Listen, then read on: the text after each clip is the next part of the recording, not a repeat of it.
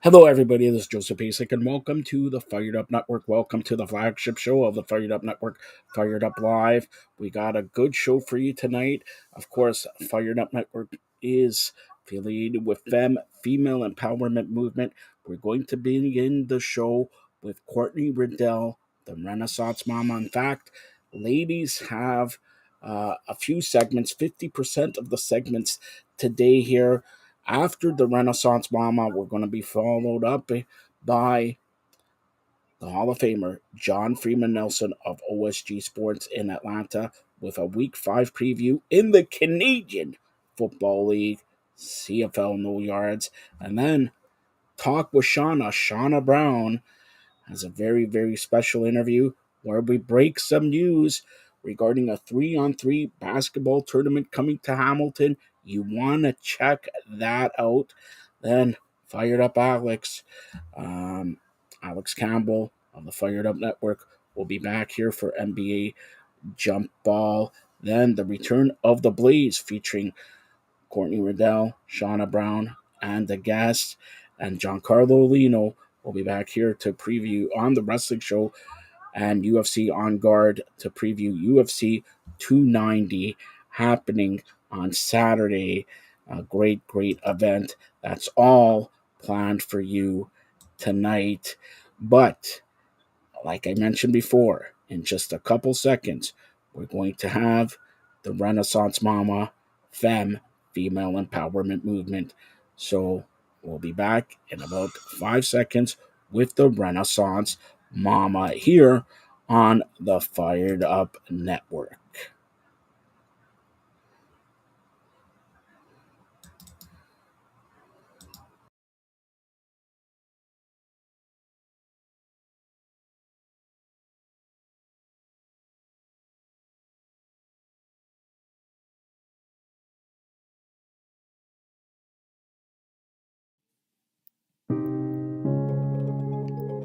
Hi, friends. I'm Courtney. I'm a performer, speaker, and a writer. I'm a mama to 3 crazy boys and a super sweet dog. I decided 12 years ago that I needed to create a business that worked for me instead of me working for it. I'm a multi-passionate entrepreneur who may be considered a serial entrepreneur by some. But then I realized that all of my businesses focused on connection, community, and creating an incredible experience. I cannot wait to share with you how to make small but mighty changes in your life to affect your overall well-being and create a life and business you want to get up in the morning for. That's right, my friends. I am the Renaissance Mama. Hi friends, it's me, Courtney, the Renaissance Mama, and I want to thank you so much for taking the time to check out my show today. And if you haven't done so already, if you could share my show with a friend, someone who you think may love it, I would really, really appreciate that. Just a reminder, also, if you have a quick moment, you can hop on wherever you find your podcast listening and give me a little review. That would be lovely as well. I'm putting you to work today, aren't I? I've already started and the day hasn't even begun yet. Well, my friends, I do not know where you are right now or what you're feeling, but I am feeling the summer vibes. I am so excited for summer. I feel like it kind of crept up on me, so I feel a little bit not as prepared as I normally am. Normally I'm like right on top of everything. I've got, the schedules planned out. I've got the trips all organized. I've got the weekends, all those things figured out. This time, I feel like I'm behind the game. I don't have everything quite prepared yet, but I'm also really, really excited for summer to be here. So I thought today that is exactly what we're going to talk about. As a parent,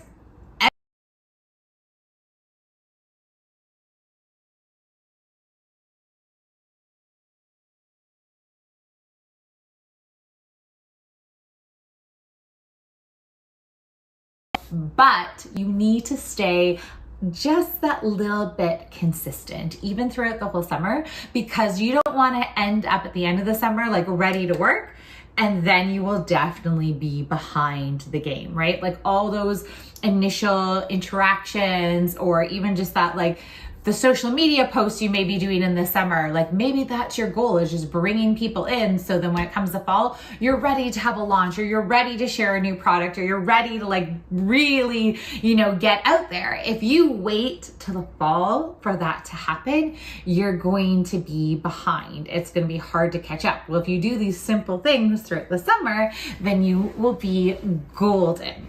All right, so let's just hop right on into it then. Let's start chatting about what we can do to set ourselves up for success this summer. So the first thing you need to do, whether we're talking being a parent or an entrepreneur, you need to get very clear on what you want your expectations to be this summer, what you want your goals to be. Do they align with each other, right? I feel sometimes as a business owner and a parent, like sometimes it's constantly juggling, but it's also almost competing against each other, right? For my time, for my money, for my attention.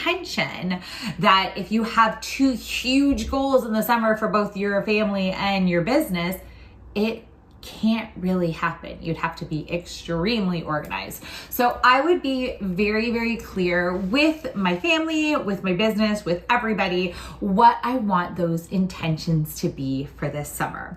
So if your main goal, you do want to have that relaxation, I think that is a beautiful goal. And I hope that for all of you out there, but you still want to have a few little goals for your business in the summer. So number one could be something as simple as I mentioned before, but keeping consistent on your social media. Some of this stuff we can do ahead of time, some of this stuff we can schedule, some of this stuff we can batch work, but you want to make sure you're clear on what those goals are. So if your goal is to keep consistent social media wise in the summer because you want to maybe build your list, or maybe you want to launch something in the fall, then I would just map out exactly what that looks like. And I start off small. I start off simple, and then I can always build from there. So if I think I'm going to create this plan for, keep up on my social media, I want to keep people engaged, but I really don't have time to do it every day.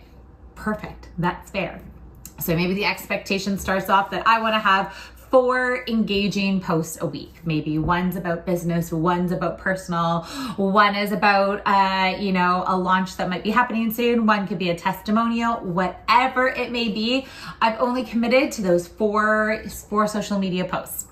I would probably also, if I'm talking about commitments to my business, is that I still want to respond to all my customer emails, calls, whatever it may be. I'm probably not booking tons of new things, but if people are contacting me and emailing me, I want to make sure I'm available to answer questions.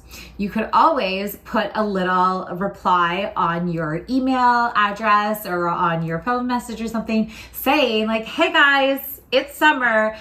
I think you are so important to me and I'll get back to you, but I'm also enjoying some time with my family. I love when businesses are very open and honest that like, hey, listen, you're important to me, your business is important to me, but so is my family. So having that open communication with your clients or customers, whatever you want to call them, I think is very, very key. And I think it's where we're at. I appreciate when businesses are open with me and tell me those things. So get very clear on what your expectations are for the summer and do they align? So for my summer, I do want to slow down in my business. I do want to make sure I'm keeping up the social media. I will probably be placing a few ads here and there, but is there ways to really connect with your audience, but maybe not do a full product launch? I'll give you, for example, for me, I definitely want to launch my digital course in the fall. I think I'm so excited for it. I'm so ready for it. But to build the interest, I can't not be out there this summer, right? So I want to make sure that I am posting all about how amazing this program is going to be. Maybe I'm giving my audience some samples of what it could be like. Another great idea when you're talking about your audience in the summer or any different seasons is to start talking to them about what their needs may be in the summer. So I had this fabulous idea the other day that I am going to make a little like mini version of my digital course for kids in the summer.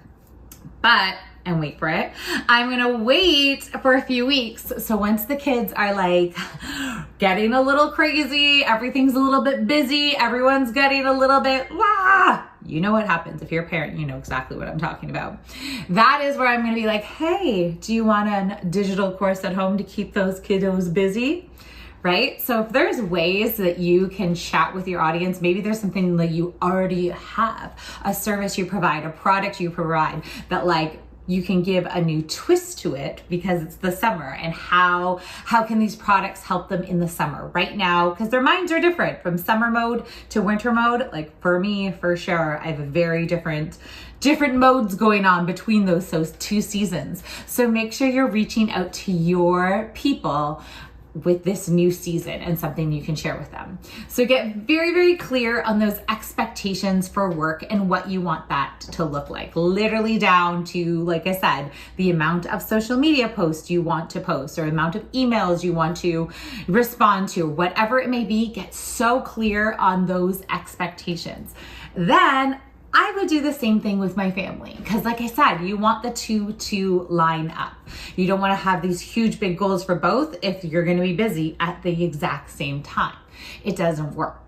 If you have little kids, one of my very favorite things to do is to create a summer bucket list.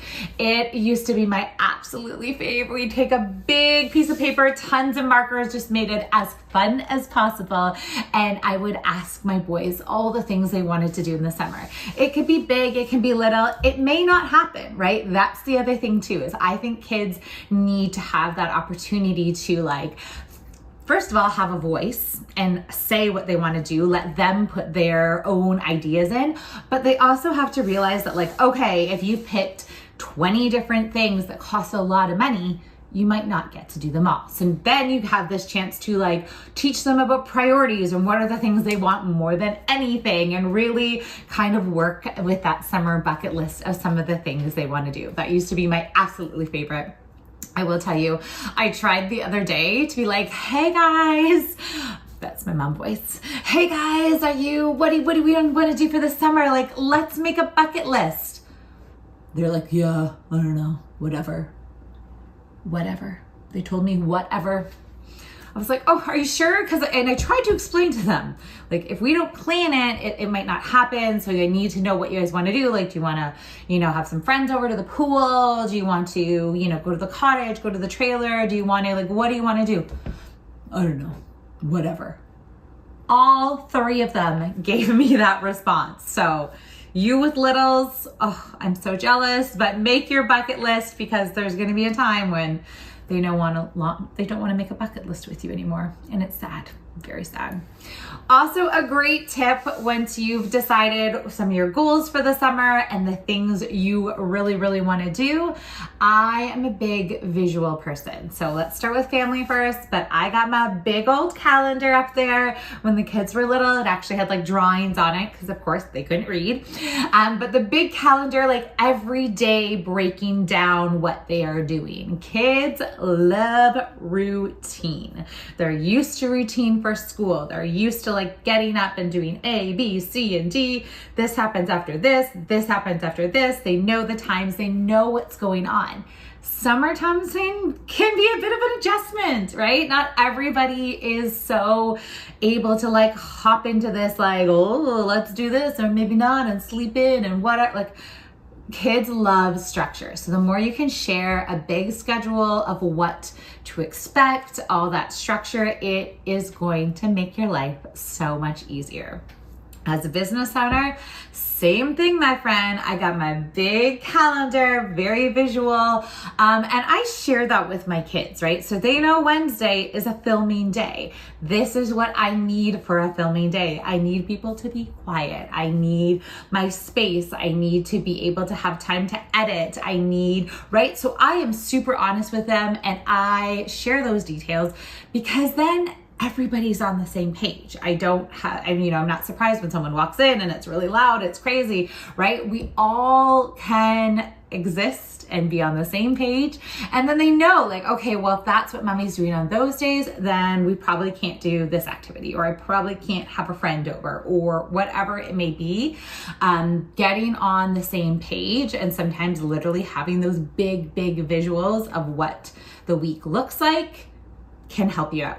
I would say it actually helps you out as well for both business and for being a parent. Is if you notice, first of all, that a schedule looks too busy, like if there's literally things everywhere all the time, you might want to take a moment and realize, whoa, is this the kind of summer I wanted to have? Like, did I want super busy? And you might want, maybe you do, and that is you, and that's incredible. But maybe you look at that schedule and you think, oh my goodness, this is too busy. Let's see if we can move things around. And that works both ways, like with kiddos and with your business. If it's too much on one plate, let's pull back. Same thing. If you look and you're like, woo, this week is really empty, maybe there's moments that I can add in a few things here and there, both with the family or with the business. All right, so once you've got your expectations for the summer figured out, you got your big schedule going on, here is where I would love to share some tips and tricks to really hopefully just make your summer run all that smoother. So number one, I would say look at where you can ask for help. If you are trying to work from home and you have multiple kiddos, trust me, I had 3 at home. They're still at home. But when they were much younger, it was hard to get things done. It's hard to find those moments for your business when you are trying to be the ultimate mega mom in the summer. I will say, as my kids have gotten older and as I've been busier with my business, I've realized that number one, setting those expectations are really clear, because sometimes you do need to realize we can't be the super mom that does all the things. Like, you will be burnt out before you're even a week into your summer, and nobody wants that. We want relaxation in the summer. We want to enjoy it. We want to make those memories. So sometimes I find as a mom, I'm like, oh my gosh, I hope we can plan this and do this. I want this to be amazing. And then the stress of it just takes over, and then it's no longer fun for anybody. So you don't want that. You want to keep it simple. And I think this goes for both family and business. If you could keep it simple in the summer, that would be my first tip for you. I love taking my kids out just to local things around that they may not know about. Not every day has to be the most exciting day, I've ever seen. I once in a while, my family would look after my boys here or there, and I always thought it was so funny because they were like, okay, we're going to take you to movies, then we're going to go here, then we're going to do this, then we're going to do this. Like, they do like 5 things in a day. When I'm with my kids, we do like one thing. Like the park might be one day. The movies might be another day. The going to McDonald's for a treat might be another day. There's no need to make every day like boom, boom, boom, boom, boom. So I would say definitely keep it simple when you want to survive your summer, you want to be successful. I think with business, that works the exact same way. Whether it's a social media campaign that you want to run in the summer to build your engagement, maybe there's a few ads you want to place, but keeping it simple and light and fun in the summer is the best way to go. Even when things are simple, there's going to be a time when you need to figure out if you need to ask for help. You probably will. You should. If you haven't, you really should at some point. Because doing all those things at once, like I said, it's going to be hard. It's going to be difficult to manage. You can only juggle or balance so many times. Eventually, you're going to need to ask for help. So help could be family members coming in to look after kiddos. Maybe you're putting them into a day camp for a few days. Maybe you're getting a babysitter for a few hours while you do something else. Maybe, and I used to do this all the time when my guys were especially really little, I would trade with another mom. She would drop off her daughter one morning and I would drop off my son with her one morning. It was for 2 or 3 hours. But once you've asked for that help, you need to make sure you are using those hours appropriately. So if you are trying to get stuff done in your business, those are the hours you should sit down, turn off the notifications, turn off the distractions, have the list ready to go. You need to know exactly what you want to complete to get it completed. This is not the time for you I'm going to go shopping by myself. That's awesome if that's what you like to do. But I would say things like that would probably go lower on my priority list. I would, all right, I'll take the kids shopping. No, it's not the most fun thing in the world. I would prefer to do it by myself. But those hours, especially if you've asked for help, paid for help, anything like that, you need to use those hours appropriately. When it comes to your business, it's also not a bad thing to ask for help. Maybe this is the time that you get a virtual assistant for a few jobs here and there. Once again, maybe there's a friend you can ask. Maybe there's another business you can barter with. So same thing I did with my friend, and we switched kids for, a few hours here and there. Maybe there's a business and a service that you could trade your time and effort for. I don't know, but I'm assuming there's a lot of business owners out there that are trying to enjoy their summer just as much as you. So maybe there is an opportunity that you can work together and share some different responsibilities. But same thing, when you've asked for that help for your business or whatever it may be, we've got to give it to them and then spend that other time with making those memories or going out with your kiddos or doing the things you're supposed to do. I would highly suggest okay, let it be. It is what it is. And then focus on that other situation. Because if we keep going back and forth, that's where things get harder in the summer. That's where it might not always work out as successful as we want it to be. My next tip, after we've kept things pretty simple in the summer, because it's going to make things so much easier for you, I would say don't try to take on newer, bigger challenges. So for the longest time, I always would hit summer and think, oh my goodness, I'm going to have all this time. The kids are home. Yes, I'm running my business, but I have more time. You don't actually have more time. You really, really don't. But for some reason, because somewhere along the line, I thought I had more time, I would put this pressure on myself. And I had this, same as that summer bucket list, I used to make these summer do lists, I guess, really, right? I was okay, by the time summer's over, I want to go through this and get this cleaned up and organize this and do this and give away that and do all these things. Then it would hit the end of the summer and I'm oh, I didn't do any of that stuff, and I would feel guilty, and it was a cycle. It's no fun. It's no good for anybody. I say skip that. Skip that part completely. If you've already decided what your goals are for the summer and your expectations. If you want to relax, you deserve to relax. If that means you're going to spend a little bit more time, working on your business here, or maybe you're paying someone to do that for your business, that's what you've decided to do. I want you to enjoy yourself. So please, please, please do not make this mega list of things that you want to get done either at your house or, sometimes I'm I want my kids to keep on reading every night for an hour and doing this and doing that and doing all these things. Sometimes you just need to take a little bit of a break. Sometimes you need to, of course I still want my kids to read in the summer, but I also don't want that stress and the fighting and all those things. So it's really finding that balance, but also not taking on too much that the balance can't happen. Because there's lots of times that we do that as ladies. We think we can do it all, or we see someone else doing something and we think, oh my goodness, if they're doing that with their summer, I better, do this as well. You don't need to. You really don't. And especially if it doesn't align with those expectations and those goals you have set for yourself, it is not worth it. The same thing goes for your business. If you've decided you want summer to be a little bit more about relaxation, this isn't the time to, start a new launch or create a new product or try and do all these big things. But rather, I would say keep it simple and small. And if you're hoping to do something big in the fall, then make sure you are making connections. Make sure you are reaching out to people. Make sure you're starting that initial. So by the time fall rolls around, you will be ready to go. Your audience will be ready. You'll be excited. It'll be fun.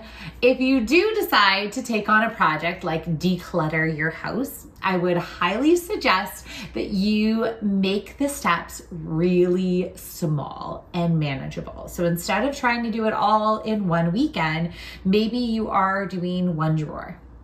I know it doesn't sound like a big deal, but I will say we did this big declutter challenge a few years back, and it was a 5-day challenge, and each day we just gave tiny little steps. And there was a few people that were like, what?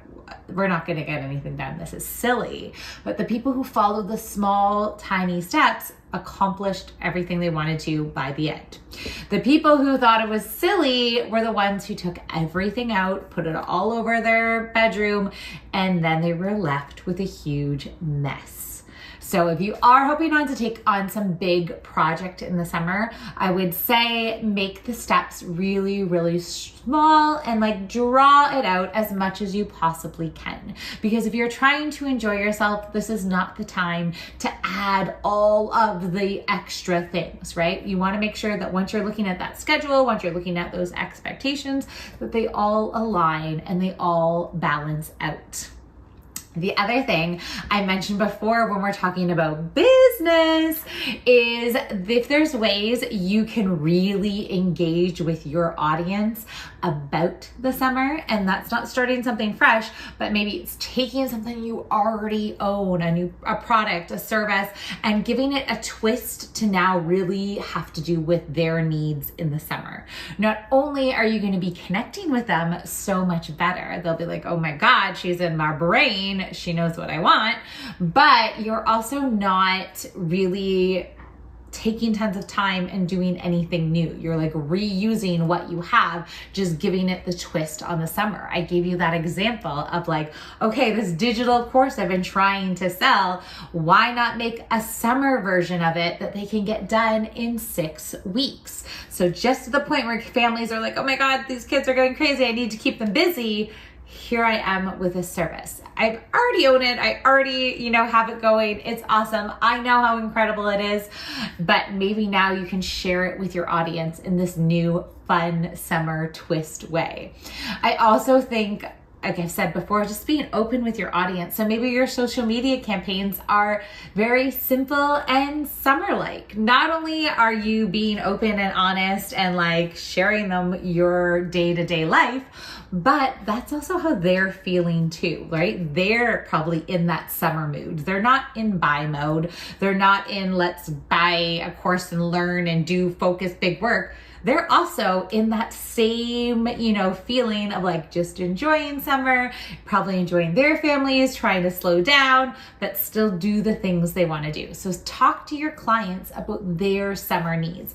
And the best way to do this is always asking your people, put out a quick survey, do a poll on Instagram, send a few emails and say, what are you really looking for this summer? Or how can I help you this summer? Or, what is the worst part of your summer? Maybe I can make it better. Having those conversations going will not only show that you care about your people, but it's also really smart business to use the season that we're in, the feelings that we all are feeling, and really use it to our advantage.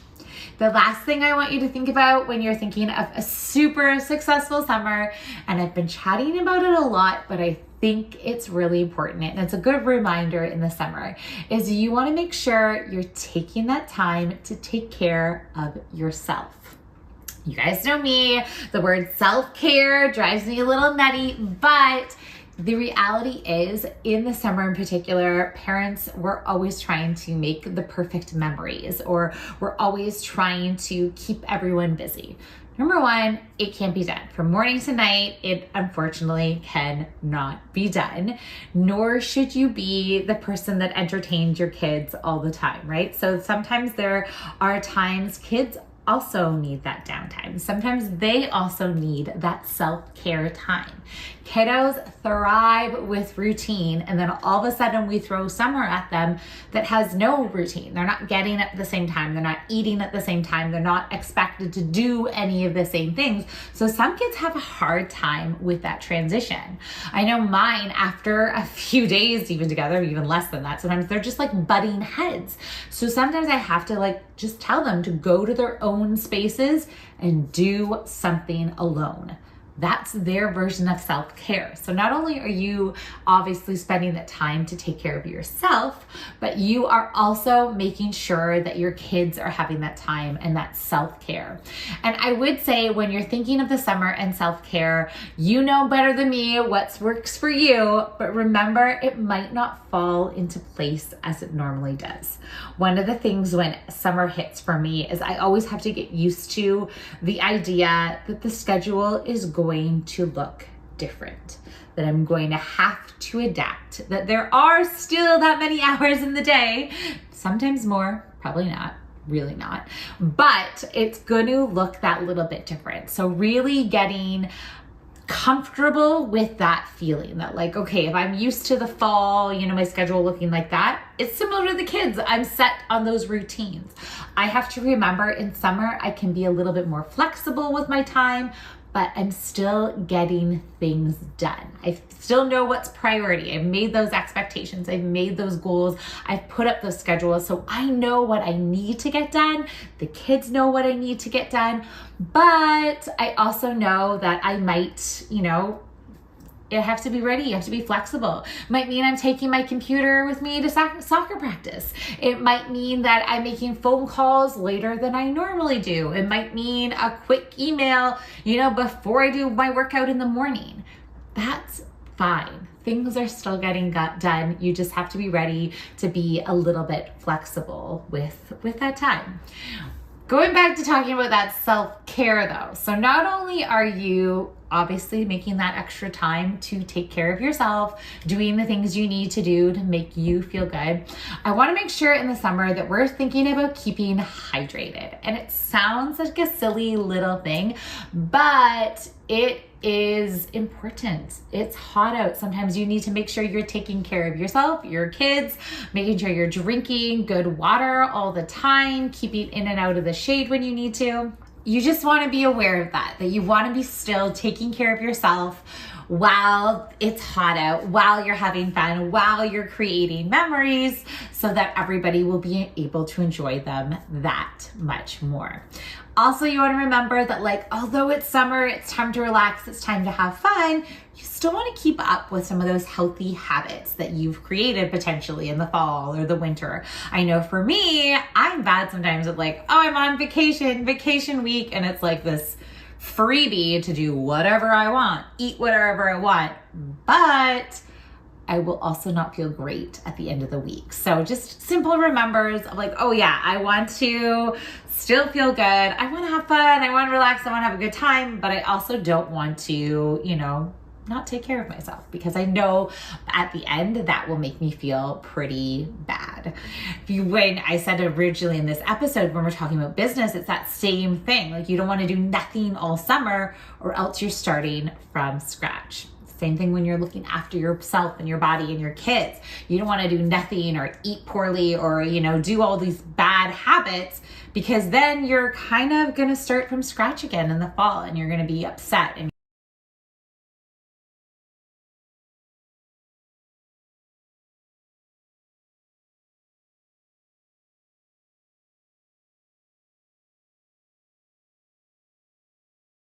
starting from scratch. Same thing when you're looking after yourself and your body and your kids. You don't want to do nothing or eat poorly or, do all these bad habits, because then you're kind of going to start from scratch again in the fall, and you're going to be upset, and you're not going to be, ready to take on new challenges or do the fun things you want to do in the fall. So always having that fun balance of, having fun, relaxing, working, taking care of everybody. You want to make sure you're taking care of yourself and your body as well. So my friends, I hope you enjoyed this episode. I'm going to do a quick little recap because I kind of been all over the place because it is summer. So you know me, that's what's happening. But here's a few quick reminders of things you can do to really set yourself up for success this summer, whether we're talking business, at home, or anything in between. So remember, number one, we want to have very clear, not checking social media, but spending that time with your family. And I know in the end, you have an incredible summer. I cannot wait. So why don't we end there? How about you guys contact me? I would love to hear what you are doing this summer. What is the most exciting thing you are doing this summer, or the most thing that you are excited about? Share with me on the renaissancemama.com or on Instagram at Courtney Renaissance Mama. And I am so excited to hear about these summer adventures. All right. Bye for now, friends.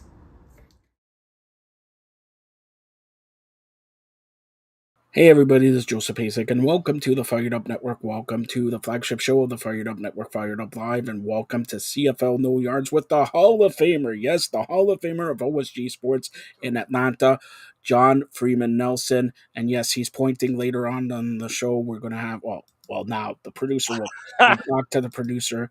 There you go. He has his Book 6. promo. Book 6. All right. Week 5, not 6. Week 5 in the Canadian Football League. Right. By the way, the best team in the league are the reigning, defending, undisputed. The undefeated. Did you get one of these? No, I did not, sir.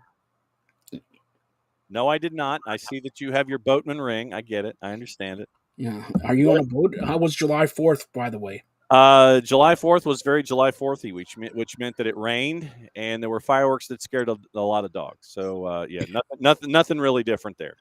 All right. So week 5 starts off tonight. Matters minutes away here, 9 p.m. Mm-hmm. Edmonton coming in 0-4 against Saskatchewan in Saskatchewan, who are 2-1. Does Edmonton get off the schneid? No. Taylor Cornelius back at quarterback, apparently taking over for Jarrett Doege, and not going to happen. It's alternating quarterbacks. Neither quarterback seems to be working, whether it's Cornelius or Doege right now. And I got to go Green Riders here, pretty easy. Coming off a bye and looking for win number 3. I think they get it. I agree. And now Friday, 8:30 Eastern, Calgary 1-2 versus Winnipeg 3-1 in Winnipeg. I got to go with Winnipeg here. Winnipeg coming off of that win against Montreal, and Stamps come from the bye week after an OT loss to the Green Riders in week 3. But I'm gonna go with Winnipeg to keep everything hot and rolling. We're in trouble because I agree with both of you. All right, Saturday, July 8th, 7 p.m. Ottawa 1-2 versus 0-3 Hamilton. Yeah, Jeremiah Masoli comes in. Makes his return for the Red Blacks. I got to go with the Red Blacks here just for the revenge tour for Jeremiah Masoli. We finally have a disagreement. You think Hamilton's going to get their first win of the year? Hamilton 1, Ottawa 0. Okay. All right. No, Hamilton will win probably by a field goal. Okay. I think they're going to get it Saturday night. It's nothing else to do in Hamilton except, if you're not in Hamilton, you're watching Collision. All right. From actually Calgary. All right. Put it that way. But Ottawa, Ottawa's been 0-3 Hamilton. At the beginning of the year, you wouldn't think 0-3 already. But Hamilton's got to win this one. They're playing at home. Ottawa's not the best opposition. If there's any chance that Hamilton will win, it's this week. I think Hamilton gets it. And then to close out week 5 in the Canadian Football League, Sunday, July 9th, 7 p.m. I like how the CFL have started off these weeks, 4 weeks, 5 weeks, Thursday, Friday, Saturday, Sunday. Last week they didn't have a Sunday; they had a Monday night because of Canada Day. Montreal 2-1 versus BC, who got destroyed by the Argos. It's in BC. The game is actually 7 Eastern, so it's 4 Pacific. 6 picks last week for Vernon Adams. And the biggest thing there is Vernon Adams going to be able to put that out of his brain? And BC's defense has CFL sack leader Matthew Betts looking to stop Cody Fajardo. We've seen Fajardo and Austin Mack do really well so far this year. I think BC gets it done at home. I actually agree. I think BC 3 out of 4, huh? Yeah, I actually think BC comes back, and like you mentioned, 6 picks or whatever. Vernon Adams Jr. has a good game. I think he goes for 3 touchdowns, maybe runs in for another one. I think BC will win by at least 2 touchdowns in this one. Week 5 of the Canadian Football League. So let's talk about so far 5 weeks. Mm-hmm. Am I right? The Argos have been the best team? Well, I mean, you sit there and you look at the standings, and it's hard to ignore a team that's that's unbeaten. I mean, right now they're averaging 40 points a game in their first 3 games of the year. They're averaging 40 points. They've scored 120. So right now they're the most prolific offense in the league so far. They haven't lost a game. Winnipeg, obviously, and the thing is, Winnipeg is second in points scored at 110, but they've also played one more game. Yeah. So right now, I think that Toronto and Chad Kelly, and I'm going to go ahead and say it, I think that Chad Kelly is right now your early MVP frontrunner. And for me to talk about an SEC quarterback who's the early frontrunner for the MVP, it's like, all right, you've got the knowledge base here in the Southeastern Conference with Chad Kelly. But Chad Kelly's done really well so far this year, 40 points a game. And right now it's Toronto, and then you're looking at, BC, Winnipeg, I think. And then I think Montreal takes another step back this week to get back to 2-2. So literally, I think you're looking at probably Toronto, BC, Winnipeg, 1, 2, and 3. Has Chad Kelly, you have seen him, like you mentioned, the SEC and all that, you have seen him throughout his time. Mm-hmm. Has he even impressed you now the first 3-4 games of the year? Because he came in and won. He did something that Jim Kelly did not do in 4 attempts. He did something he played like 18 minutes in the Grey Cup, and he won the Grey Cup. Mm-hmm. All right. But since that game, he's gotten maybe 200% better. He's got full range of the, quarterback, the eyes and everything like that. And the Argos defense have been really up to snuff the first 3 games also. Yeah. And I mean, you look at what you've seen from the defense, and I'm sitting there and I'm buzzing through numbers, and I'm looking at things. I mean, right now, Chad Kelly has thrown for 751 yards. I imagine that number is probably going to get close to over 1,000. So that means that going into the week, once again, we talk about what you've done in 3 games, averaging 250 yards a game. He's completed 2 out of every 3 of his passes. He's only, he's thrown 2 TDs, but it's, I think, the balance of the offense to get to 40. I think that if you've really been able to see it. We mentioned BC and Winnipeg. It's Vernon Adams Jr., Zach Collaros, Cody Fajardo in Montreal right now, Trevor Harris with the Green Riders. You're getting a lot of folks getting a lot of numbers up there. But I think for Chad to navigate this offense the way that he is, and you've got a guy like A.J. Willett who goes nuts, and then Chad Kelly, who's also run for 3 touchdowns. I mean, Chad was more of a gunslinger in the Southeastern Conference, but the fact that he's been able to tuck and run and score TDs on his own. I mean, 7 yards a carry so far this year, 3 touchdowns in 11 carries. So, to be part and parcel to a very successful offense, it's been interesting to see the added dimension that we've seen from Chad Kelly's game of tucking and running now, too. And it's amazing that you're telling me Chad Kelly couldn't be a backup in one of the 32 teams in the National Football League. Just based on his name, he should get a tryout. Put it that way. I know, but I mean, you've got, DeMonte Coxey, Cam Phillips. You're looking at Dejon Brissett. You're looking at Tavares Daniels. And you're seeing with David Ungerer, but you're seeing also he's not just loading up on one target. And so you're seeing a lot of different guys being active in the offense. And I think that what that does is it makes defenses sit there and go, okay, I have to account for this guy. I have to account for this guy. I have to account for this guy. And so I think that's why Toronto right now is the class of the CFL, because of what we've seen in making sure that the Argos keep defenses guessing, and they've done that through the first 3 weeks of their play this season. All right, that's John Freeman Nelson of OSG Sports. This is why he's the Hall of Famer.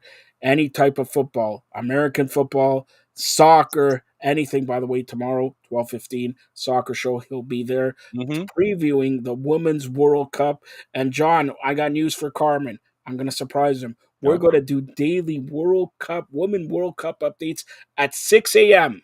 All right, games are at 4. You're up at 4. No, I'm not. No, I'm not up at 4. You're up at 4. Come on. No. What do you do in Atlanta at 2, 3, 4, 5 in the morning? Sleep. That's what I do at 2. There's no sleeping. When you're running networks like OSG and Fired Up Network, there's no sleeping. Want to bet? No, there's no sleeping, all right? Phil Cantor doesn't sleep. I spoke to him yesterday and said, happy 4th of July. He doesn't sleep. He's tired, but he doesn't sleep. All right, John, tell everybody how they can get a hold of you. Easiest way is on the Twitters right there, as you see it, at OSG Nelson. Don't forget to download the OSG Sports app, available iOS and Android. Soccer Down Here app available as well, iOS and Android. And then once again, over my left shoulder, over camera right, you see book number 6, Noble Strong Lessons in Destiny, right there. Great story about a small town football team and the head coach and the family that was given a challenge, one of the biggest challenges you could ever have, as they were navigating their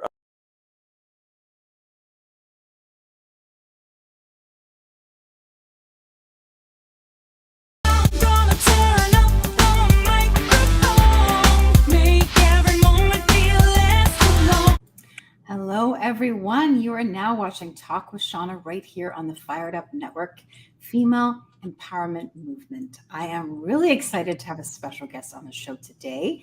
His name is David Finley, the founder of the Wentworth 3 vs 3 Basketball Festival on the show. Thank you so much for being here. No problem. How's it going? I'm good. How are you doing today? I'm wonderful, man. It's exciting. Lots of stuff happening. So, we're moving like a train here. It's awesome. We're going. I love that. So I want to know a little bit about you, your backstory a little bit. So where are you right now located, and where are you originally from? I'm born and raised in Hamilton, Ontario. I've been here my whole life. And, so as a kid, I played basketball in leagues like Hamilton Basketball Association, HBA, and Blessed Sacrament. They were both great leagues. I watched my older brothers. They were the all-stars. I was always, a shorter kid, so I never really made the rep teams and stuff like that. But my brothers were the all-stars, and I loved watching them play basketball my whole life. And, my older brother, Sean, was an MVP of his AAA league for 4 years in a row or 3 years in a row. So, he was my idol as a young kid. It kind of made me start dreaming as a younger kid. And, I've always been a talented musician at heart. Even as a young kid, I was always singing and dancing and trying to entertain a crowd. So it kind of led me down the path of music. Basketball was great for me as a kid. And, sports in general, I truly believe sports in general is huge for youth. So when I opened my store downtown in Jackson Square Mall in Hamilton, I opened up a clothing store. It was kind of like a sporting goods store too. So I had like some sports gear and some sports clothing as well. And we did really well there. And I got connected into the basketball community again. And I did a big basketball tournament. It was more to raise awareness for my store, trying to get everybody more aware of the store location and stuff like that. But it turned into so much more. And I gave back, we raised $8,000 for city kids and for Fred Owens. He's a youth coach here in the city. So, it turned into something huge, something I didn't expect. And this year we're rolling on even bigger and got bigger partners, more sponsors, more food trucks, vendors. Crazy. It's going to be a whole event, a whole festival. That's amazing. That sounds so exciting. Yeah. So is this something that you've done over several years? Like, is it something that happens every year? Last year was our first annual year, and it's our second annual this year. That's what I mean. The growth is absolutely insane. And, I think after I realized what I gave back to the basketball community last year and, with Team Nike on our side this year, it kind of just snowballed, and it made me want to do so much more and more and more, and more and more. Yeah. There you go. I love that you are a musician too. That is really dear to my heart because I'm a singer-songwriter, recording artist as well. Yeah. You have something going on with Shaw Claire, don't you? Yes, I just released a single with him. Yeah, we actually interviewed Shock there, man. Shock is the best. He's great. He is. Yeah, we had a little talk show called Let's Talk with Finns when the pandemic hit, and we were reviewing artists' music for them on Facebook Live, and it kind of went viral. And we ended up interviewing like 30 different artists across Canada. We took a road trip across Canada, and there's a whole thing on YouTube. It was pretty cool. I'm definitely gonna check that out. Where can we check that out? Actually, yeah, you just look up my YouTube page. It's got some stuff on there. It's just the Finns, and then North Media, KNOW, like no, and then RTH. So North, it kind of looks like North Media, and that's the YouTube page that has all the interviews and stuff. I love that. Yeah, I'll send you a link. I love that. Yeah, and if you ever want to get back, if you're ever into the music business again, and you I'm out of it. You know what? With this basketball event, I can still do what I love to do and still bring in the music involved with it.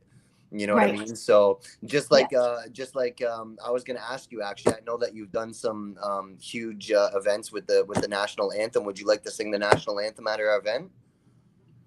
Yeah, absolutely. I'd love to. You would do that? Of course I would. Awesome. Yeah. There you go. Boom. I will do it. You guys heard it here first. You guys heard it here first. Nice. Awesome. Consider it done. July 29th. It'll be about like 1:30, 1:45. We get you up there to sing. I would love that. Awesome. Cool. Yes. Awesome. I might have to get you to come sing a couple words. Not just joking. Yeah, I would do it.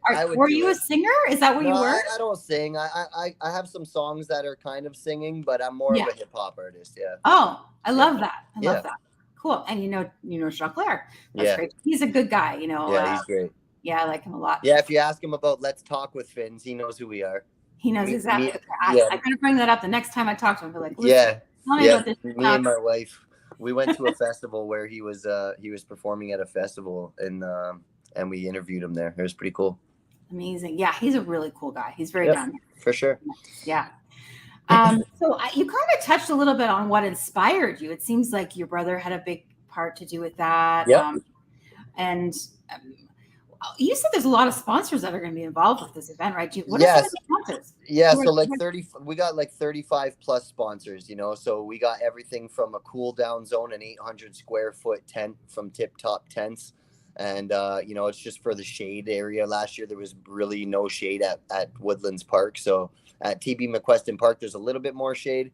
But I added an 800 square foot cool down zone where people can go in, get some water or some energy drinks and kind of just get some shade and hang in the shade for a bit. So that's from Tip Top Tents. CHCH News, obviously Team Litzen and Team Nike are the huge sponsors for $10,000. We've had multiple vendor sponsors donate $1,500 or thousands of dollars. Like MDS, Modern Day Solutions, they're a construction company. Simple Stair Solutions is also another guy. His name's Adams from Simple Stair Solutions. He's amazing. He actually creates like hardwood floors and makes stair caps and creates a whole new look for your stairs. And it's all, he made a whole business out of it. It's amazing. So I don't know if you can see my stairs in the back there, but I could use those being hardwood. Yeah, hey man, he'd hook you up too. He'd hook you up too for sure, just because you know me for sure. He's a great guy. But also we got Tim Hortons in Jackson Square Mall, Manchu Walk in Jackson Square Mall. We got you know, tons of people in the business community like Popeye Supplements and A1 Performance Club, Hamilton Fitness Academy. You know, there's tons. Off the top of my head, I honestly can't go through the whole list with you right now. There's so many. Yeah. And but there's 35 plus, and we got about 10 vendors that are going to be there for the day. You know, Forge FC has given us 100 Forge FC tickets to give away to the kids and the families that show up. So that's pretty cool.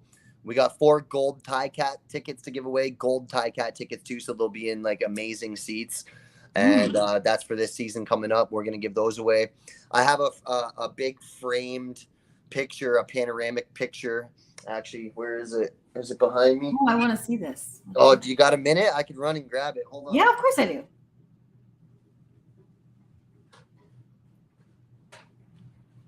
I want to see this. The suspense is killing me, David.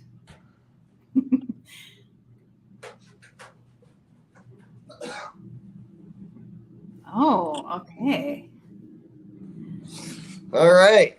So this is one of the prizes for the slam dunk contest. Oh, wow. It's a panoramic picture of the first ever Raptors game played at ACC.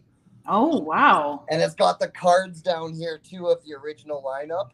Oh, I know so many people that would just love to get their hands on that. You can't find this on the internet. You will never find this on the internet. It was bought at the stadium 20 plus years ago. Wow. And nobody has this on the internet. It was paid $220. Sorry, $220. Wow. That is cool. That is awesome. Oh my goodness. Can I do I get a chance to win it too? That was back in the day. So it's got like Vince Carter, Del Curry, Alvin Williams, Chris Childs, the original lineup up there. Wow. Yeah. So that's you seeing this, people? This is great. This is really cool. Wow. We got lots of stuff. So we got 3 iconic jerseys as well. I got the jerseys, Michael Jordan's Wizards jersey. I got a LeBron Cavs jersey and a Vince Carter jersey for the Raptors that I'm giving away. That's amazing. So, lots of giveaways, guys. Just come. I love it. Well, I want to know, how can the viewers get involved with this event? I mean, obviously, we want everyone to show up to this event, but are you looking for any more people, any more volunteers? I always need some volunteers to help out with the day, scorekeepers, timekeepers, stuff like that. Cleanup duties, stuff like that. It won't be much of a cleanup, but anything, media people, anybody with a podcast, anybody with a sports channel, sports network. I have a full broadcasting company, Crown Point Media. They're going to be filming the event for broadcasting. So I have a stream link for any sports network that wants to put it on their network. And so that's really cool. That's huge for us. To have that production company do that for us. He sponsored his time to do it too. So I huge. noticed on CHCH they've got a lot of information about it too. Will they be doing something about it? About that as well? Or? They're a major sponsor actually. They gave us like a $5,000 media package for the whole event. They had me on Morning Live, and then they did a media blast yesterday and sent it to all their social media platforms. And they're going to be at the event with a vendor for the 2 days and their cameras and stuff like that. Cable 14 is going to be there with their cameras set up, and they're going to be broadcasting it live as well. And also we're going to have a bunch of other media companies like CT Media and the Dream Team podcast. They're a sports podcast in Toronto. They're going to be there. Lots of stuff happening, but I'm always looking for more media. So I would just encourage anybody to give the call down there at the bottom. I think you guys can all see that down at the bottom. My number's there. Yeah. Email me, call me. It doesn't matter how you get in touch with me. Just get in touch with me and we'll work it out. So yeah. Absolutely. And you're probably looking for more sponsors too, if anybody wants to. Oh yeah, for sure. Right? Always looking for sponsors. I have a deal right now going on for sponsors for two full days for $400, and you can set up your vendor as big as you want. And, you can bring anything you want. You can sell your stuff there. You can promote your stuff there. You can do whatever you'd like for your business. That also includes social media promotion as well on our end. I'll make sure that everybody knows you're a sponsor, and I'll put your logo on the flyer and the event banner and stuff like that. So give a little back to you guys for marketing as well. Absolutely. That's awesome. Yeah. Well, it's great to have you on the show. I've heard a lot of really great things about you. And now you're fundraising. This is a fundraiser, right? And so what are you fundraising for exactly? So basically, the end goal with this is to become a FIBA event. So I'm in talk with Canada Basketball right now, and they're going to help me personally apply to FIBA next year to become a sanctioned FIBA event. And with the money raised at these events, I'm going to rebuild 3-on-3 basketball courts across the world. So let's say the first country I'm going to do is the Philippines. I know a worship group out there, and they live in a worship home, like a group home, and they have a nice little basketball court in the backyard, but it's really run down, and they don't have any shoes, and they don't really have any good basketballs. So I'm going to rebuild their court for them, give them all shoes, give them all basketballs, and teach them a game of 3-on-3 so they can continue to build the game of 3-on-3 and try to qualify internationally. with the Philippines. Amazing. I love so providing opportunity is where all this fundraising is going to. I just want to provide opportunity for people to grow the game of 3-on-3, and also courts here as well. There's a few courts in my own city that I'd like to rebuild in the future as well. The end goal would be to have a facility here in Hamilton built with 4 courts in it, a workout area where you could work out, a shop with merchandise, and offices where I can run the festival organizing all year round. And we would rent the courts out for tournaments and leagues and organizations and raise money through that all year round. And then we host our big tournament there every year. And all that money raised goes back into the game of 3-on-3 in Canada and globally, and trying to change the world to 3-on-3. That's my game. That's my mission.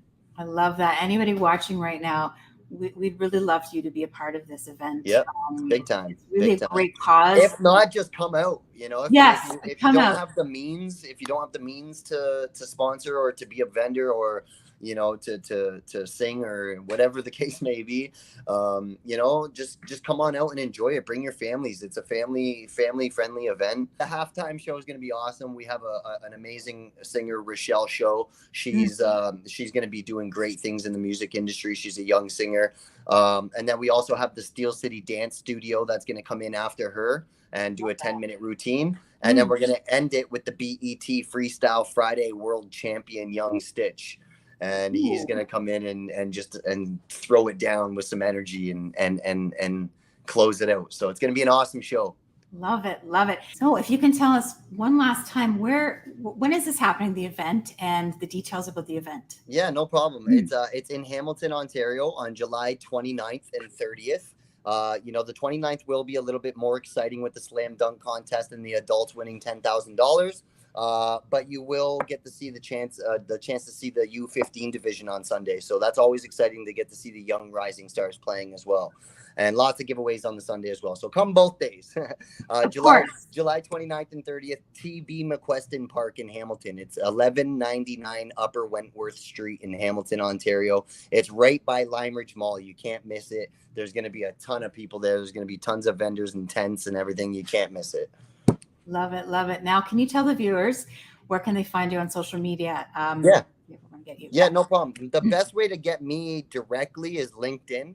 So if you want to follow me on LinkedIn, it's just David Finley. My name's right down there on the red bar there, for the correct spelling. And then social media, you can always message the pages on Instagram, WD3 versus 3. And then also our website's about to drop too. It's going to be dropping in a bit, and that's going to be Wentworth District 3versus3.com. So that's going to be an exciting professional website when that drops. I can't wait.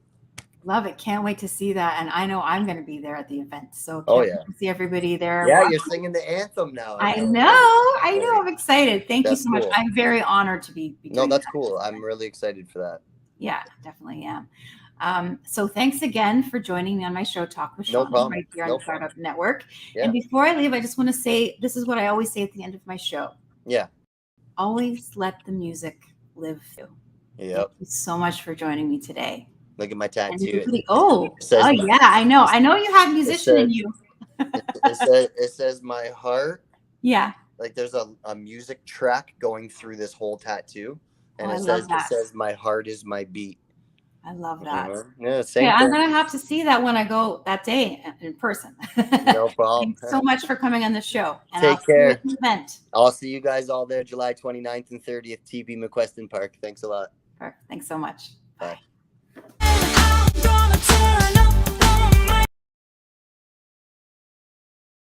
And welcome to the Fired Up Network. Welcome to NBA Jump Ball. Welcome to the flagship show of the Fired Up Network, Fired Up Live. And we got Alex Campbell here.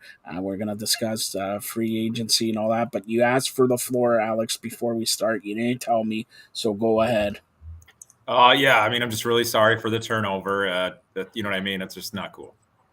Turnover? What turnover? Like, what are you talking about? Turnover. Look, you see what Captain Canada, he's not here today because he shaved his head bald. That's a mistake he's done for a lifetime. Like that. Don't worry about everybody makes mistakes, and don't worry about that. You're back here. Let's talk about turning the ball over. Well, Fred VanVleet took the ball, and he got $130 million. All right. That's Fred VanVleet, 130. And, the Canadian boy, Dylan Brooks, got $80 million. All right.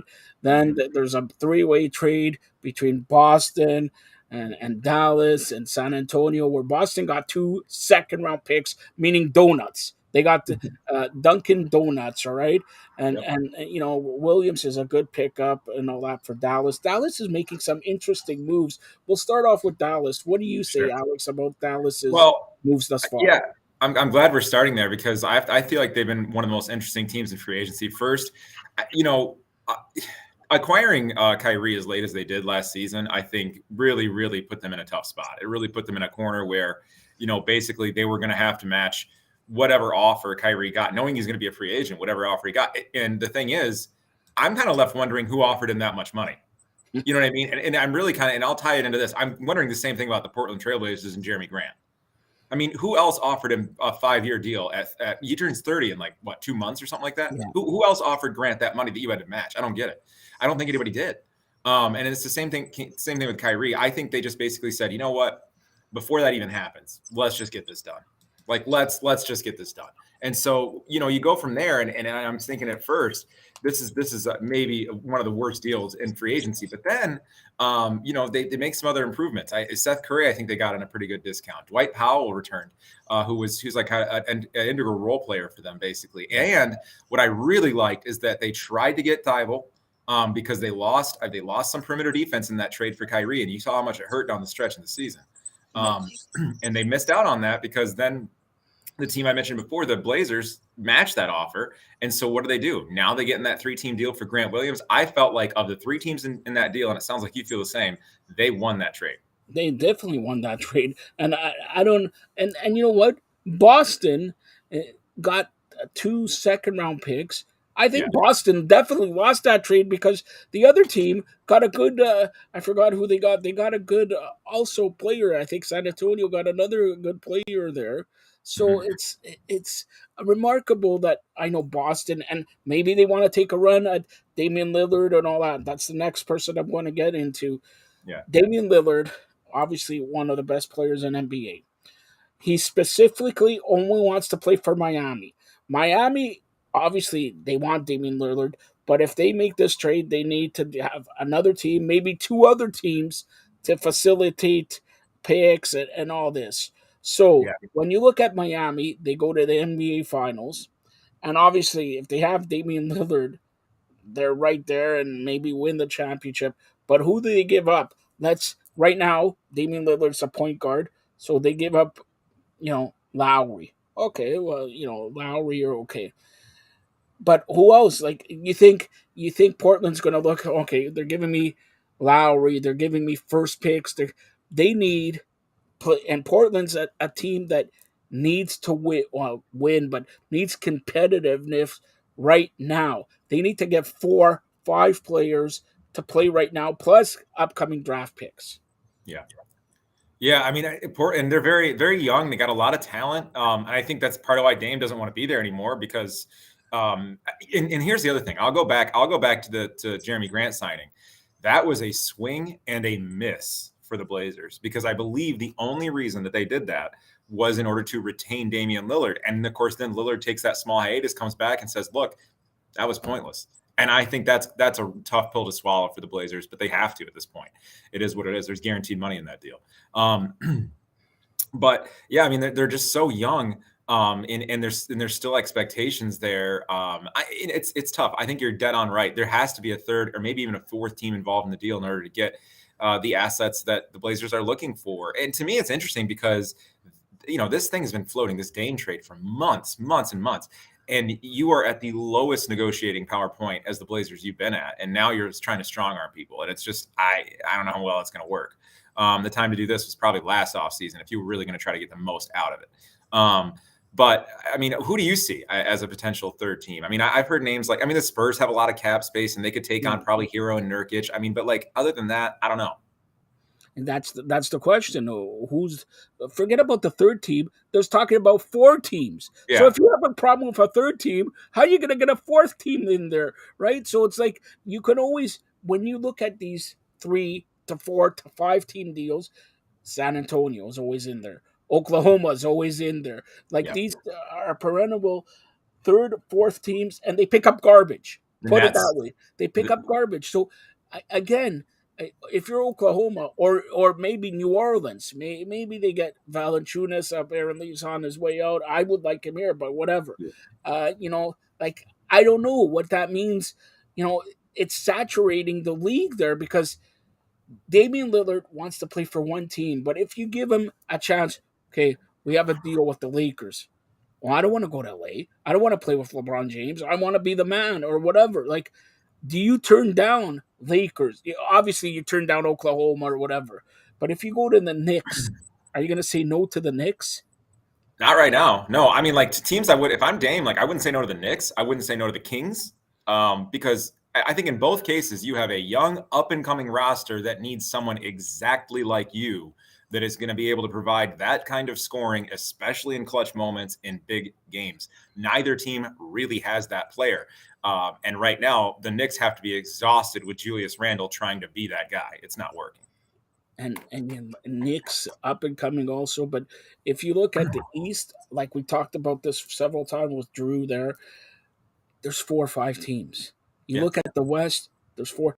Like right now, if you're going to look at Golden State, they signed Chris Paul. Right. They got Draymond Green back or whatever. But can you tell me they're the best team in the West?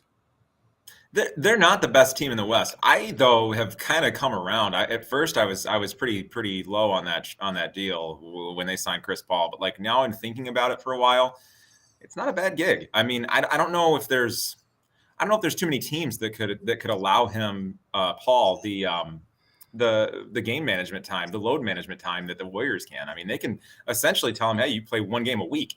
Basically. And then when you hit the playoffs, we need to go full bore, but save it until then. I don't think there's any other team that could have acquired him that can do that. Plus, as good as Curry is as a point guard, and I think he's one of the best, if not the best all time, Curry off ball, I don't know if people remember a couple looks with Curry off ball when Poole picked up the point guard spot, or, a couple other guys, Moses Moody came in and played PG. Curry off ball is even better. Curry to me is the best off ball player in the league. It reminds me a lot of like Reggie Miller playing off ball, except for he's an actual better shooter. If that's hard to imagine, but that's the reality. And for Golden State, you got Steph Curry, you got Paul, and don't forget you got the Splash brother there also. So right. do you because Paul is definitely a point guard. He can play shooting guard, but so do you move Curry for shooting guard, and then you put the Splash brother at small forward. And then, you put Draymond at center or power forward. So there you got 3 or 4 of the best of the best of the best. But how long can they hold up? That's the question. Yeah, exactly. And so this is Dunleavy trying to make his mark with a splashing deal that's going to bring him another title. I think they're going like basically hoping for one in the next 2 to 3 years. One in the next 2 to 3 years, I think would be worth it on that transaction. And to me, it would also be worth it for Chris Paul, who needs and wants a ring. Badly, probably worse than anyone in the NBA. Yeah, and I don't know, like Golden State, they're going to be up there. They're going to make the playoffs. They're going to make some noise. But you go from Golden State to arguably the best team in the West right now, we have to say, is the Kings. Even though they took a little bit of the purple out and gave it to the Raptors, all right? I'm talking about their new jerseys and all that. And talk about Sabonis getting... what is it, $258 million and all that? Like, again, the NBA, when you look at Magic Johnson, hell, even Michael Jordan, Larry Bird, there must be sitting back 10 years after they finished their career, I made $20 million. Well, now this guy's signing for $200 million. Like, it's unbelievable. Yeah, no, it's crazy. The amount of money to a lot of guys. I mean, look at the deal that Dillon Brooks got. I mean, holy crap, 4 years and $80 million for Dillon Brooks, a guy that could see himself getting kicked out of the league. And that's a real risk. That's a real risk. Well, they just signed $210 million to sort of 2 point guards, Brooks and Fred VanVleet. Like, God love Fred VanVleet. 3 years, $130 million. I do. I don't. So they overpaid. I agree they overpaid, but they overpaid at a position of great need for them. And VanVleet will make a huge difference in their win-loss column. I think VanVleet might even be the leader of estimated win shares come mid-season next year. I really do. Because I think he could add that much to that roster. They need his scoring and that bad, and they need somebody. But here's the problem. Like I told you with Van Fleet, okay, he's great. He has a heart. He can score, but the problem is he doesn't score consistently to be paid $130 million a game. 35 points. The next game, 12.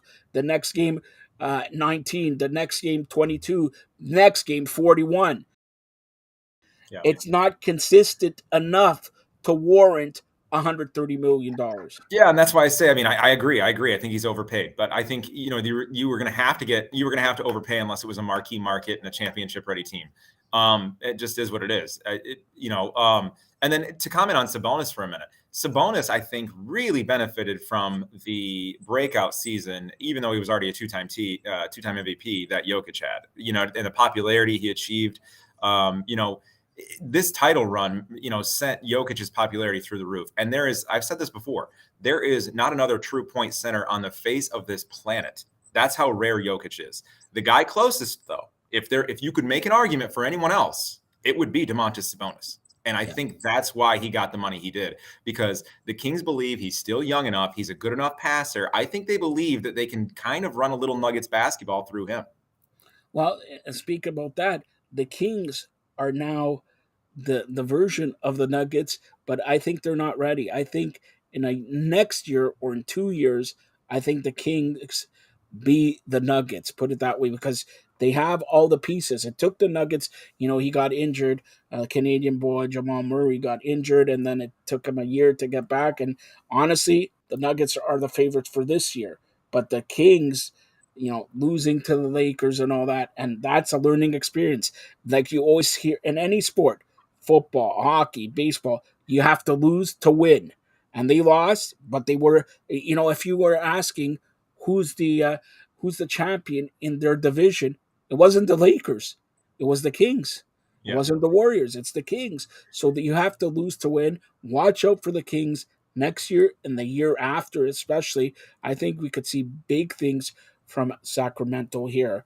All right. Yeah, I agree. The Nuggets are going to be the premier team to beat, but like the Warriors and Lakers are going to struggle with their age at some point in that time span. It may not be next year. It might be next year, but I guarantee that the Lakers and Warriors will struggle. They're going to have significant injury issues that end up in a lot of losses and probably at the wrong time. Look at Chris Paul's injury history in the playoffs. You know what I mean? So yeah, they're just almost destined. And that's why I said, I think the Warriors, realistically, they're not saying we want 3 more titles with Curry. They're saying we want a window of 2 years to hit 1. Yeah. 1 title. All right, so let's get back to the East. And Captain Canada's away this week. He was down in Atlanta, in the Georgia area, with some peaches, grabbing some peaches with his bald-headed freak there. All right, but let's talk about the Raptors here. They make official Pirtle's coming back, and some other signings and all that. But the big news out of Raptors land, we keep hearing, and I'm telling you right now, we keep hearing Pascal Siakam is on the block, and I am telling you right now, inside information, Masai Ujiri has given teams that are interested in Pascal till the 3rd week of July. Give me your best proposal. Give me your best proposal. We hear Atlanta, we hear Houston, we hear all this. Give me your best proposal. And Pascal even says he's not willing to sign a long-term deal, but they did give some teams, or it's not out yet, it's going to come out probably this weekend, some permissions to talk to Pascal. So in your world, Alex, what's the best? And where you're in Canadian TV network here, so what's the best the Raptors could receive for, let's say, Pascal Siakam, maybe one other player? I think the best that they could probably receive is, I liked the deal that they were looking at with the Hawks. I think the Hawks have a lot of assets they can give. I think the best you could get, you look at like Gobert a few years ago, and if you could land a trade like that where you get, I would say, a 1st-round pick, maybe 2 1st-round picks and a project player, or a 1st-round pick and a known commodity type player. Preferably, I think the Raptors would really like a 3-and-D type wing, because I don't think they have faith that like Grady Dick is going to be the answer. doing that. So if they can get a 3-and-D wing, you know what I mean? And I know they try to do that with McDaniels, but he's another guy who's young, you know what I mean? And so we're taking a shot, right? If they can get a proven commodity 3-and-D, or even a proven commodity, 4 that can stretch a little bit, and a first-round pick, I think that would be great. And I think, like I said, I think the Hawks really have. Look, the Hawks could give up Collins and a pick for him. And I think they'd be willing to do that, because I know they want to get out of that Collins contract. That's been a well-known fact for a while. Well, they're talking about Murray also from Atlanta, right? For Pascal, but Deshaun Murray, yeah. But for me, I would go after Young. Then you clear up your salary or point guard position. Yeah. You lose, but OG there and Scotty Barnes there and Pirtle there and everything. So you got, but you're missing, and Gary Trent could be on the move with Pascal, right? You're missing. Schroeder's not a point guard. Okay, they signed Schroeder. He's a good shooting guard or small forward. He'll get you some points and all that. But the Raptors' glaring weakness now, if you look at it, center was, but now they got arguably a clog there at center. So power forward, they can move a center to power forward. Small forward, shooting guard, point guard, and especially if you look at the Raptors the last couple of years, Kyle Lowry was the point guard. Then Fred VanVleet's the point guard. Could go back to Alvin Williams, Muggsy Bogues, and all that. They had a bona fide point guard. All right. Now they don't. If they make this trade with Atlanta, especially, I will take Trae Young, and you got that's somebody, because Trae Young has the heart, reminds you of Fred VanVleet, of Kyle Lowry, who has heart, who can score, who can dish, who can do everything. If I'm looking at Atlanta, yes, Collins is good, but I don't think we need Collins. I think you go after Young and you get two, maybe a draft pick, a first-round pick, and 2 second-round picks, and Young, and you could do that deal. But let's face it, with Pascal, you could have it. If you wait to the trade deadline, I think you could get more. Yeah, probably, because it's like baseball. You're going to find a team that wants to buy to get over the hump. Desperation. Desperation, and Siakam's in a perfect spot for that, because here's a guy who can come in. He's almost like any of these stretch forwards that can play like him and that play defense on the perimeter and in the post, and they can score, basically all over. Guys like that are perfect perfect additions at the deadline for teams looking to get over the hump. It reminds me, in fact, of my beloved Pistons acquiring Rasheed Wallace at the deadline and paying a pretty penny for him, and how that put them over the hump. I think that like you're right, his value will increase. I'll say this about Trae Young. I like Trae Young a lot. I wonder, however, why he has struggled, because like you said, he plays with so much heart. He looks like he wants to win. Why has he struggled to lead that locker room? I think that's been relatively obvious that he's not been able to lead that locker room. There's a lot of evidence to support that him and DeJounte Murray just don't get along with the teammates very well. And you have to really wonder why. DeJounte, I would stay away from for that reason. Because here's a guy who, it's like you said about VanVleet. DeJounte is a guy that will absolutely put on a highlight reel performance once a month. Yeah. And be a headache in the locker room at the same time. And you don't need that. They're trying it. You don't. That's the next thing. You're not based out of Toronto, but there's some rumors here in Toronto that the youngsters were making problems for the veteran this year. And if you look at it, Nick Nurse gone, all his assistants gone, all of the coaches gone, video coaches, and they brought in new coaches, sort of new blood and all that. Because, Siakam is good. Okay, like I'm not going to say that. But OG wants more of the ball, wants to run through him. Give him a chance also, because he's a great defender. Like everybody, people in Toronto don't realize what OG brings to the team. Everybody in the National Basketball Association wants an OG whose focus is defense first. Defense first. In a game that they scored 150 points, this guy wants defense first. So you don't find that in anybody. That I think it's a good trade chip to have. Pascal, you don't trade him for another center, because they got, Koloko there, up and coming center there. They signed Pirtle there. They got Chris Boucher, even though he's sort of free agent and all that, right? So they have a glut at center.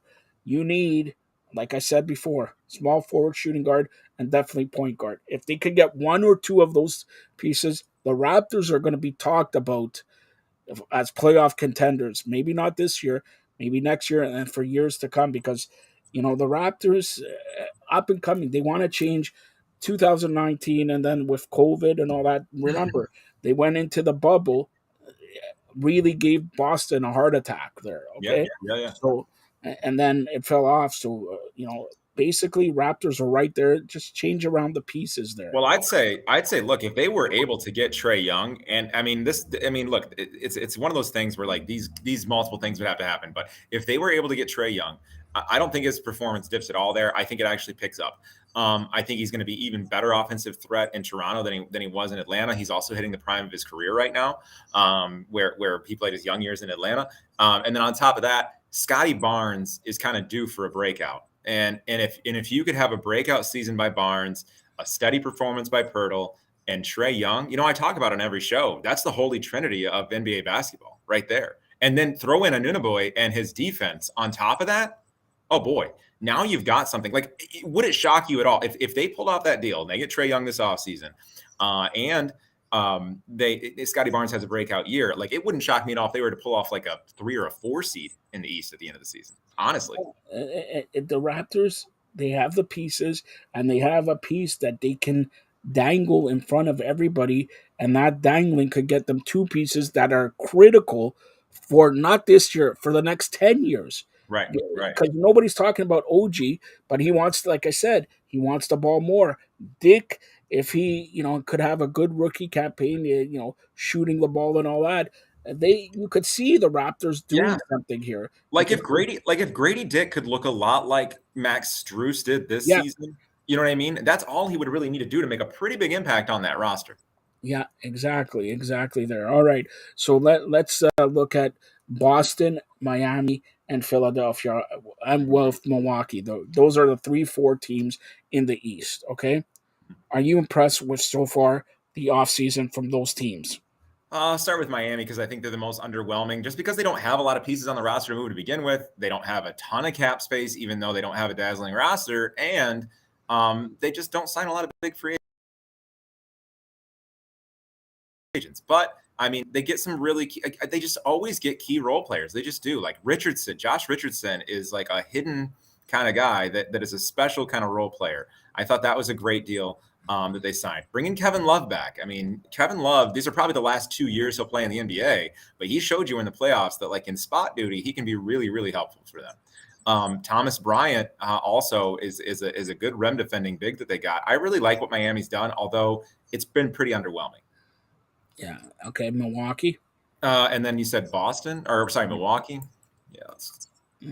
They're lucky they got the Greek freak. That's the I mean, well, exactly. Like at the end of the day, Milwaukee has the Greek freak, and I don't love what Milwaukee did. Although I think that they're going to have a bounce back year, as confusing as that is.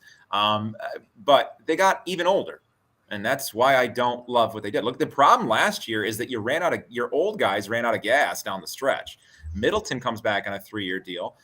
Robin Lopez is great. He's probably one of the top 5 rim defenders in the league. He's become such a nice defensive player. I really like him. Then they signed Brooke Lopez. Then they signed Robin. So it's the other way around. My bad. And Jay Crowder. Jay Crowder is someone who, I mean, geez, his name just keeps coming up over and over again in free agency and trades. I don't really get it. I guess the GMs know something I don't. And then Malik Beasley. So they have an aging roster that they actually made even a little older. And I don't know. We'll see. I do think they have a bounce back year because they have a lot now. They have a lot of pieces, and I just think they'll have enough to stay healthy down the stretch, and they'll probably do really well. And again, the reason I think all that is the same thing you said, Giannis. All right, and then Philadelphia, unbeknownst to you, as you see, I'm wearing, well, it's yellow, but it looks white. I was invited to a white party, on Independence Day and all that. And all my good friends, Tom Brady, Joel Embiid, James Harden, Jennifer Lopez. All right, I don't have to say more there. We're at the party and all that. By the way, Tom Brady said all this mumbo jumbo with Diggs and Josh Allen is blown up, but it's good. It's good for the team. It's good for everything. That's what Tom Brady said, right? That's what Brady said. Yeah. Yeah, that's what Brady said. So, but you know, what's interesting to me with Harden and Embiid and all that, he took pictures with them. He puts their gram on and everything like that. Maybe some threads, get it? But so he's showing he's okay with his teammates. Yeah. But you don't see Nick Nurse there. You don't see all this. So obviously he's mad or pissed with the upper management of the 76ers. So meaning he can play for the team, but they have to have a talk with the upper management. Now, if you're the 76ers and Joel Embiid, MVP of last year, even though he shouldn't have won, but whatever. What do you expect from the 76ers with a new coach and Harden there or not there? Or, is this going to linger on, like you mentioned, Kyrie Irving last year? Is this going to linger on till February and then you trade him for a bag of balls? Yeah, Harden's going to be tough. Tough to move. He gets paid a lot of money. He's not really worth it. He's got, I think, 2 years left on the deal, so it's not like it's expiring contract. In a lot of cases, these situations, when they work themselves out, when there's 1 year left, when there's 2 years left, it takes a little longer.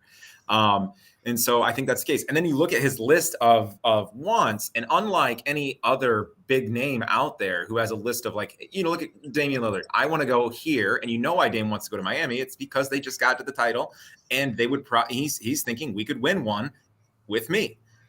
Well, he's also thinking, he's played his life in Portland. Let me go to Miami Beach and all that. Come on, everybody. You go from Portland. What is there in Portland? That's fair. But then I think if you look at Harden's list, none of it really says I want to win a championship. Most of it says I want to have a bunch of fun. I want to make money. That's his. I want to make money and have a bunch of fun, basically. Yeah. I want to go back to Houston so I can visit the clubs. You know what I mean? And that's what it says to me. And so that's why I think it's tough to move, because what team wants Harden that's not focused? We've all seen Harden not focused. He's not a good employee. I term that a lot. I've come, like, as a personal life, I worked in HR for so long that I look at NBA players, and really all professional athletes, like that. You are employees of an organization, and so you can be a great player but a bad employee. And Harden has been that for most of his career. So I don't really see that changing. And so that makes him really, really hard to deal. You wonder who would want him. However, I'll say this. I do like what the 76ers did outside of making a decision on that front, especially with signing Patrick Beverley and Mo Bamba. What they're telling me, and I think what they're telling the 76ers fans, is that they're serious about trying to get to that title with whatever makeup they have, whether it includes Harden or not. Because if you really look at that Boston series, the reason they didn't win that series is because when it mattered most, Boston hit the gas offensively and the 76ers had no answers. I mean, once they put Embiid in transition, that was it. So that's why, and I agree with you wholeheartedly, but that's why Joel Embiid shouldn't be the MVP. They had Embiid, great player, right? Great, could score 25 points, 15 rebounds a game, but couldn't get it job done then they have Harden again, and then they have Tobias Harris, which rumors are he's whatever. But again, if there's any team that needs to blow up the team, and maybe the 76ers, they got a new coach, and we are very familiar with the new coach. Look at Milwaukee. They got a new coach, and I'm expecting more from Milwaukee than I am from Philadelphia this year. That's the truth. Yeah. Oh, I am too. But I do like the defensive acquisitions. Mo Bamba is a guy who won't get lost in transition as a 5, for instance. Yeah. That was on purpose. Those 2 signings were specifically because of that Boston series. We're not losing like that again, is what they said. I don't care. But no, I agree. And by blow it up, I think all that I really think about blowing it up is, get rid of Harden and then build around Maxey and Embiid. Whatever you have to. Harden and Harris can move, and then build around Maxey and Embiid. You could call it a retool if you want, because that's essentially what it would be. You don't have to really lose much. If Harden and Harris move, you got draft picks. You got 2 good players, probably. You got draft picks, and you build for now and the future, and that looks bright instead of these headaches that you got. And every team, it doesn't matter in sports, that you pay 40, $50 million to, they become headaches. Like we talked about Stefan Diggs, right? Great player. Headache. Are you going to tell the quarterback who has to get you the ball all the time, he has a problem with you because you're not throwing the ball to me more? And if you're the opposition, aren't you targeting Harris or Diggs more? Aren't you targeting more? Like, of course. In fact, I can't remember who wrote it, but I just read an article like a week ago about that. Historically, diva receivers who have asked to get thrown the ball more, the percentage of throws that increase to those players is normally around 20 to 30% the next season. So if, let's say, Diggs, and I'm not looking at the numbers now, but my guess would be he gets first target consideration on 50% of the pass one plays. of every two. Yeah, one of every 50%. two. That's going to go up to 70. And that's going to mean more pickoffs. Exactly. And like I've said the entire time with the Bills, the problem is you are loyal to a coach who will not be able to get it done because the strength of your team is not his forte. Well, let's stop talking about my Bills, all right? That's fair. All right. That's the reality of it. I mean, that's fair. Well, we won't talk about my Bills. All right. You're not going to hire some young offensive coach either because you're in love with him. So next week, because a lot of people asked, they read your articles about the Red Sox. Next week, we'll talk about baseball, and we'll give you. I may send you to Seattle. Oh. Yeah, for the All-Star game or whatever. I'm trying to find anywhere in Ontario where it's Seattle, right? Seattle, Ontario, or something. Well, I shouldn't make fun because there's going to be a bunch of Canadians at the All-Star game because when the Blue Jays play Seattle, people from Vancouver and everything go to Seattle. Sure. It should be a great, great All-Star game this week. Vlad Guerrero's in the home run derby. At least maybe he'll hit more than 4 home runs that he has hit in the. I think he has hit 3 in Rogers Center, right? So yeah. Should be interesting to see because baseball is going to pick up, and also there's going to be more trades. We got 2 weeks away from the trade deadline. Baltimore's still in it. The Yankees are still in it, even though everybody in Yankees, Red Sox, believe it or not, you are in it. Still in it. Those Red Sox sweep away the Jays last week, but even though go ahead. Yeah, with the Red Sox, like I'll just say this, like if you listen to like local Boston sports radio, like this is not the Red Sox team that these fans want. It's just not. But there's a lot of saying that Chaim Bloom hasn't been able to do what he did in Florida. You look around, he kind of has. I mean, you look around, and he kind of has. You've got a cheap roster now that plays above its skis. I mean, what's more Tampa than that? Yeah, that's all I got. No, and you know what? I gotta say one thing: the Texas Rangers, for everything they got Simeon and they made some very valuable acquisitions, but that catcher Chaim really is fantastic, and he has come out of seriously the area where in Texas, that new stadium they have behind the plate there and all that. That guy is going to be, if he's not already a superstar, it's going to be a very, very bigger superstar than anybody has talked about. So hopefully we'll see big things from him also.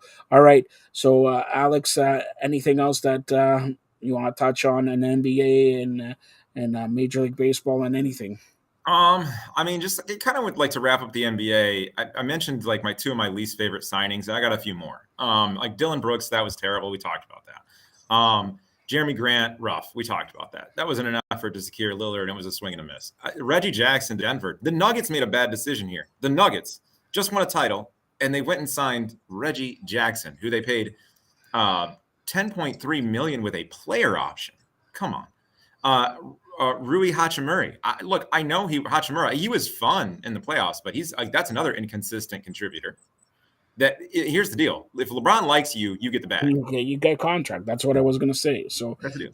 It doesn't. Reeves got paid because LeBron liked him, and Rui got paid because LeBron likes him. Because here's the honest truth: LeBron James is the coach, general manager, player, everything in the National Basketball Association. 100%. Right? So you look at and this isn't like a Boston homerism thing, but like you look at the Patriots and look at them after Tom Brady and before Brady. I think it was pretty obvious that Tom Brady was more than the quarterback. He was the offensive coordinator. He was basically the assistant head coach. I mean, because look how lost the offense is without Brady. I mean, good Lord, they're the worst offense in the league, arguably. Yeah, and again, it should be interesting to see about New England. You know, they got first 2 or 3 games, very big opponents there. Yep, If they lose, do they go to their backup quarterback right now, or do they start talking trade and maybe calling, oh, Tom, are you still retired or whatever? Because, again, if you look at it, in that AFC East, got a lot of people are saying Miami. A lot of people, I can't believe it. I'm reading the Jets are going to be number 1 and Buffalo's going to be number 3. Nonsense. And but Nonsense. in that division, it's like the American League East, like the AFC East. I don't know if it's the best or the worst division if you're in it. Like the Blue Jays are in the worst division, but people outside it think it's the best. I agree. And I think the talk of Jets finishing first in that division is crazy town. I mean, if the last 2 seasons, Aaron Rodgers has gotten progressively worse, and that's a bad sign. And in the way he's gotten worse, he's lost most of his mobility, which is expected at his age. Don't jinx it. Let him be. Let the people think, and he's throwing 8 interceptions and all that. It doesn't matter. Like, for me, I think we have to be worried about Miami. We don't have to be worried about the Jets. Like if Tua stays healthy, I give them the best odds of winning that division if Tua stays healthy. Wow, it's the second best odds. Second best. All right. I already covered the Bills. I'm not going to do that again. That's it. But Alex, tell everybody how they could get a hold of you. I'm at Fired Up Alex on Twitter, at Fired Up Alex on Instagram. Run the crossover series here on Fired Up Network. Write about baseball, write about hockey. About to kick off another Red Sox report here in the last couple games that were over the holiday. Looking forward to that. Man, what I'm really looking forward to is college football. I just can't wait. And by the way, we have a question here.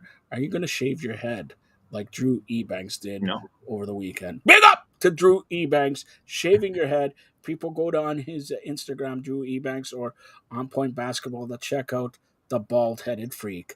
All right? I'm gonna check it out. Yeah. Stay tuned for more great programming here on the Fired Up Network. Thank you, Alex. Thank you.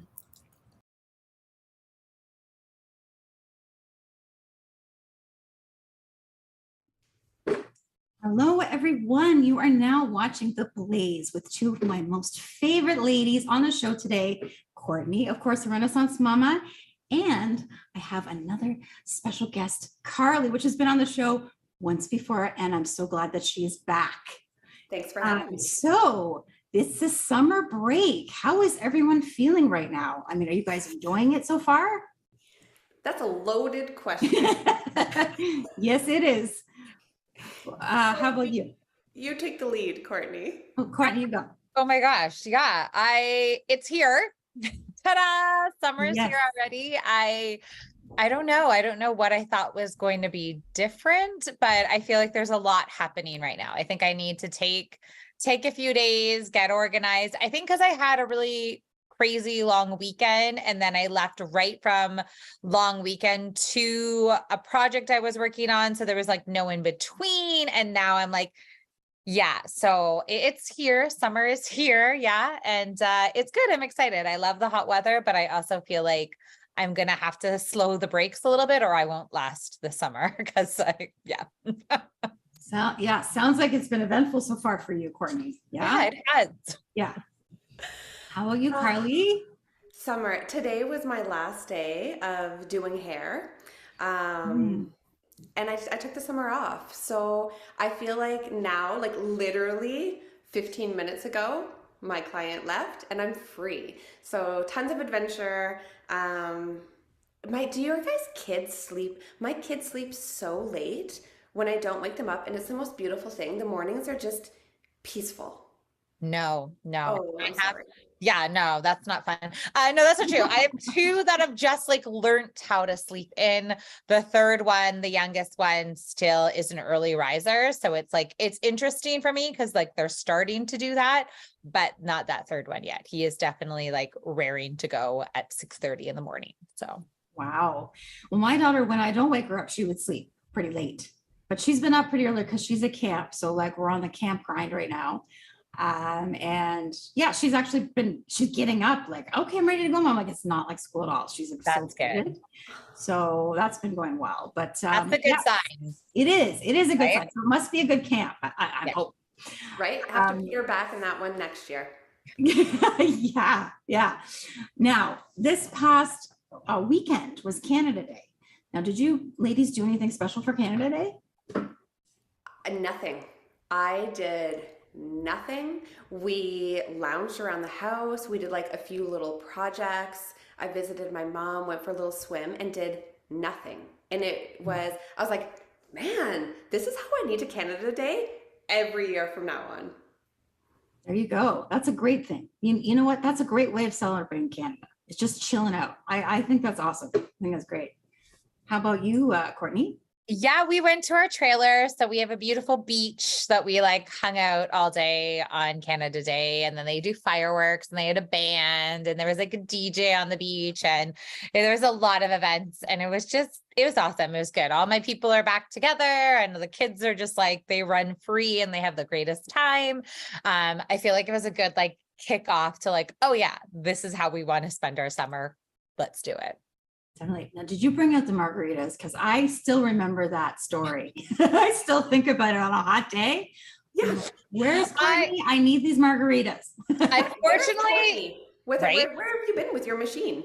Well, it's actually not even there yet. They have the margaritas did not make it there. I will say red Jello shots did though for Canada Day. That's how I chose to celebrate. That's how you do, right, girl? That's how you do. Yeah. I actually went down to the harbor front and it was a lot of fun. And they have a new park down there. It's called the Heart Park, I think it's called. And it was in the shape of a heart. So I thought that was kind of cool. We were down there by the water and there was a lot of bands playing and like little things you could go through, water sprayers and stuff like that.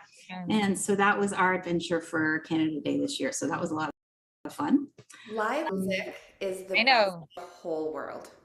Sorry, I'm just jealous of your daughter's life. I was like, that sounds amazing. I want to do that for my weekend. That sounds so much fun. Yeah, we even found this pool.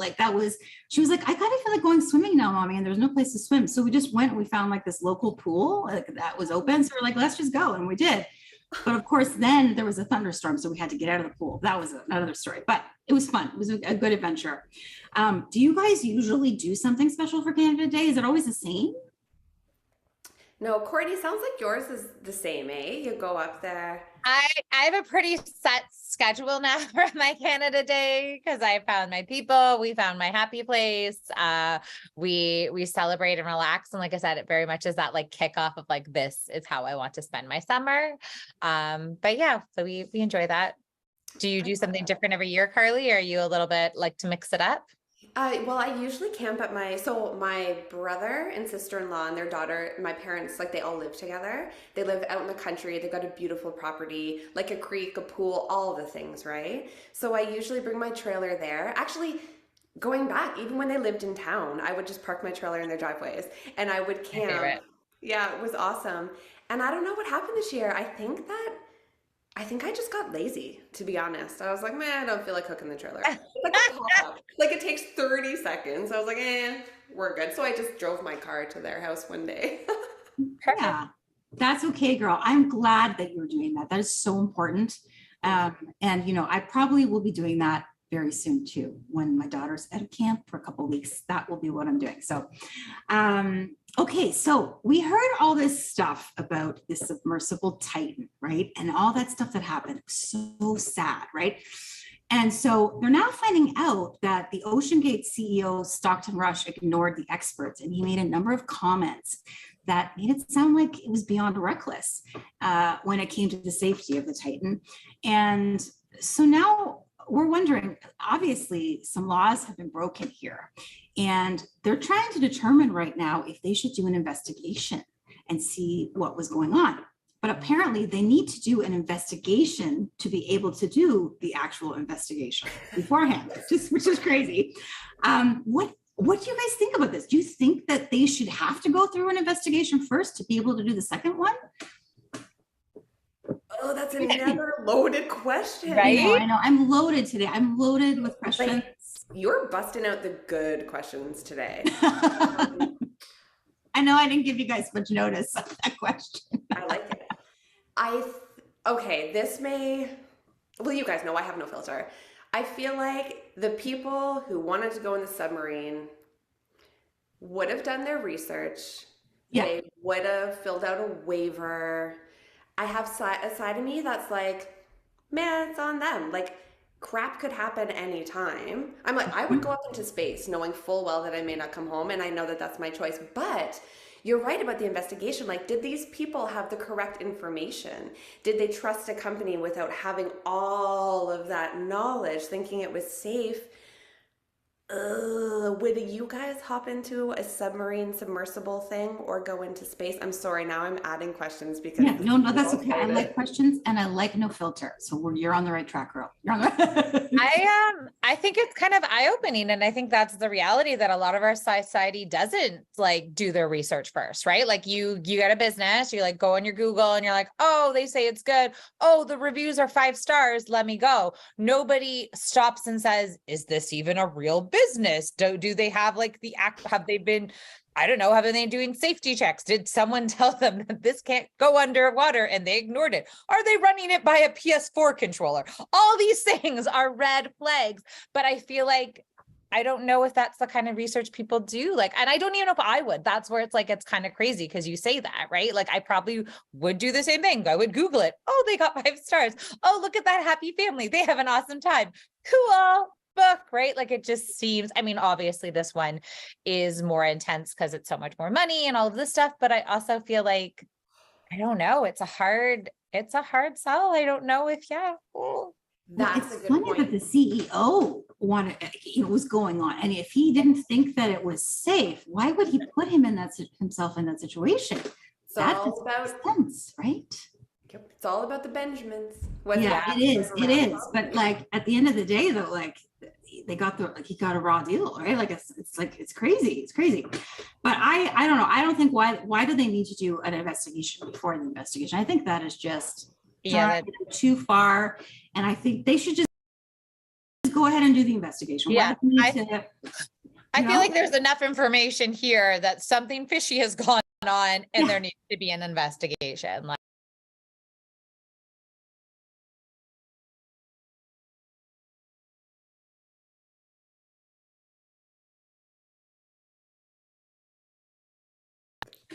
I instantly was like, oh, what about the birds?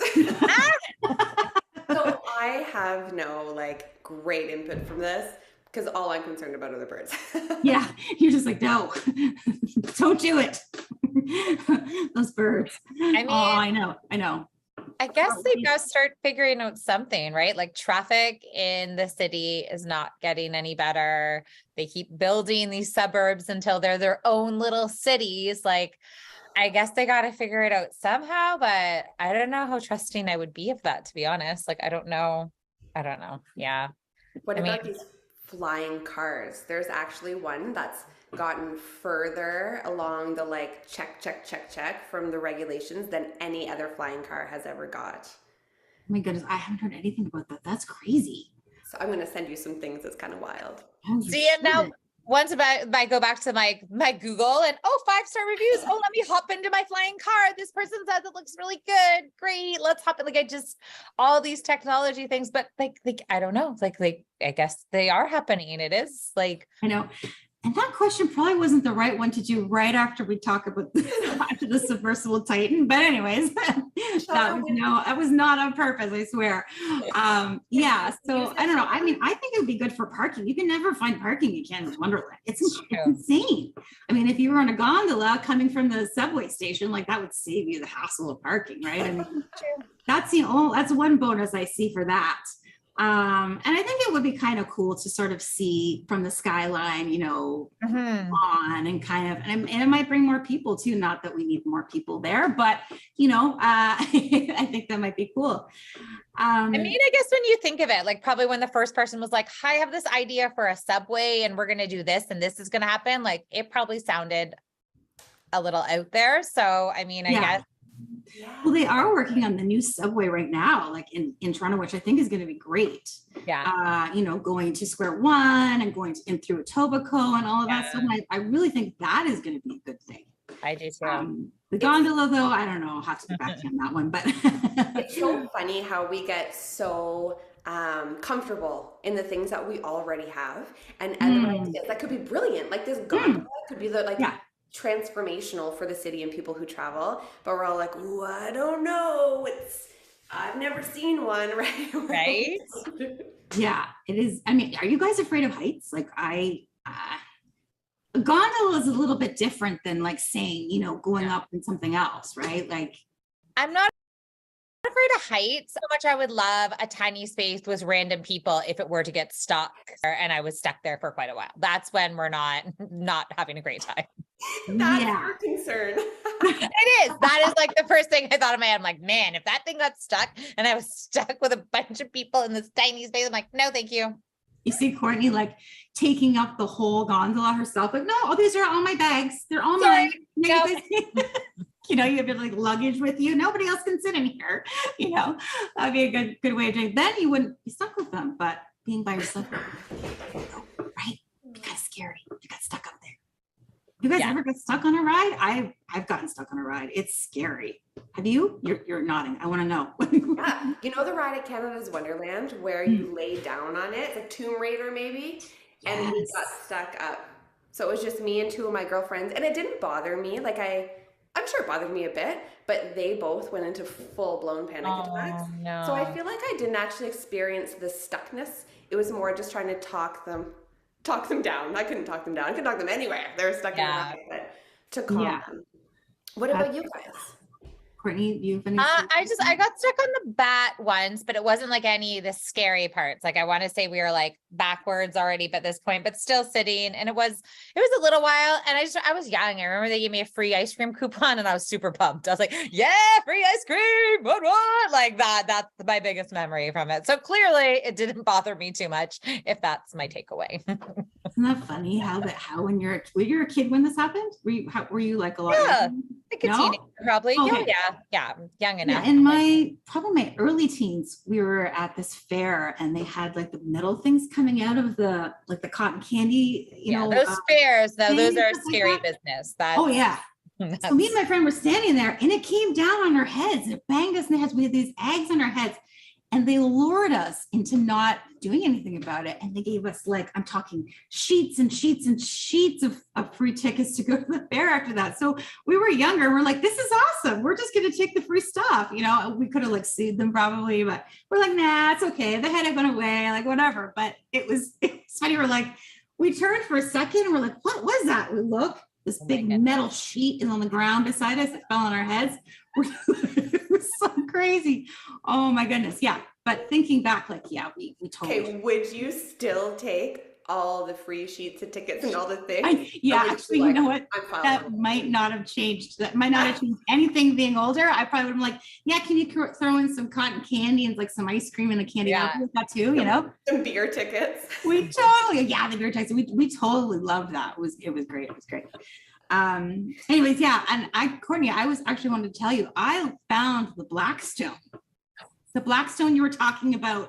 I saw it's not a barbecue. I don't know what you call it. Grill. Flat grill. I don't know. I saw it and I'm like, this is beautiful. Mm-hmm. I am going to buy you. I haven't bought it yet, but it's going to happen this week. I love it. It looks It's a game changer. Your life will be changed. Carly, we were chatting the other week about summer recipes and they were like, okay, what do you throw on a barbecue and all this stuff? And I said, well, we have the Blackstone. Have you guys seen this yet? And they're like, no.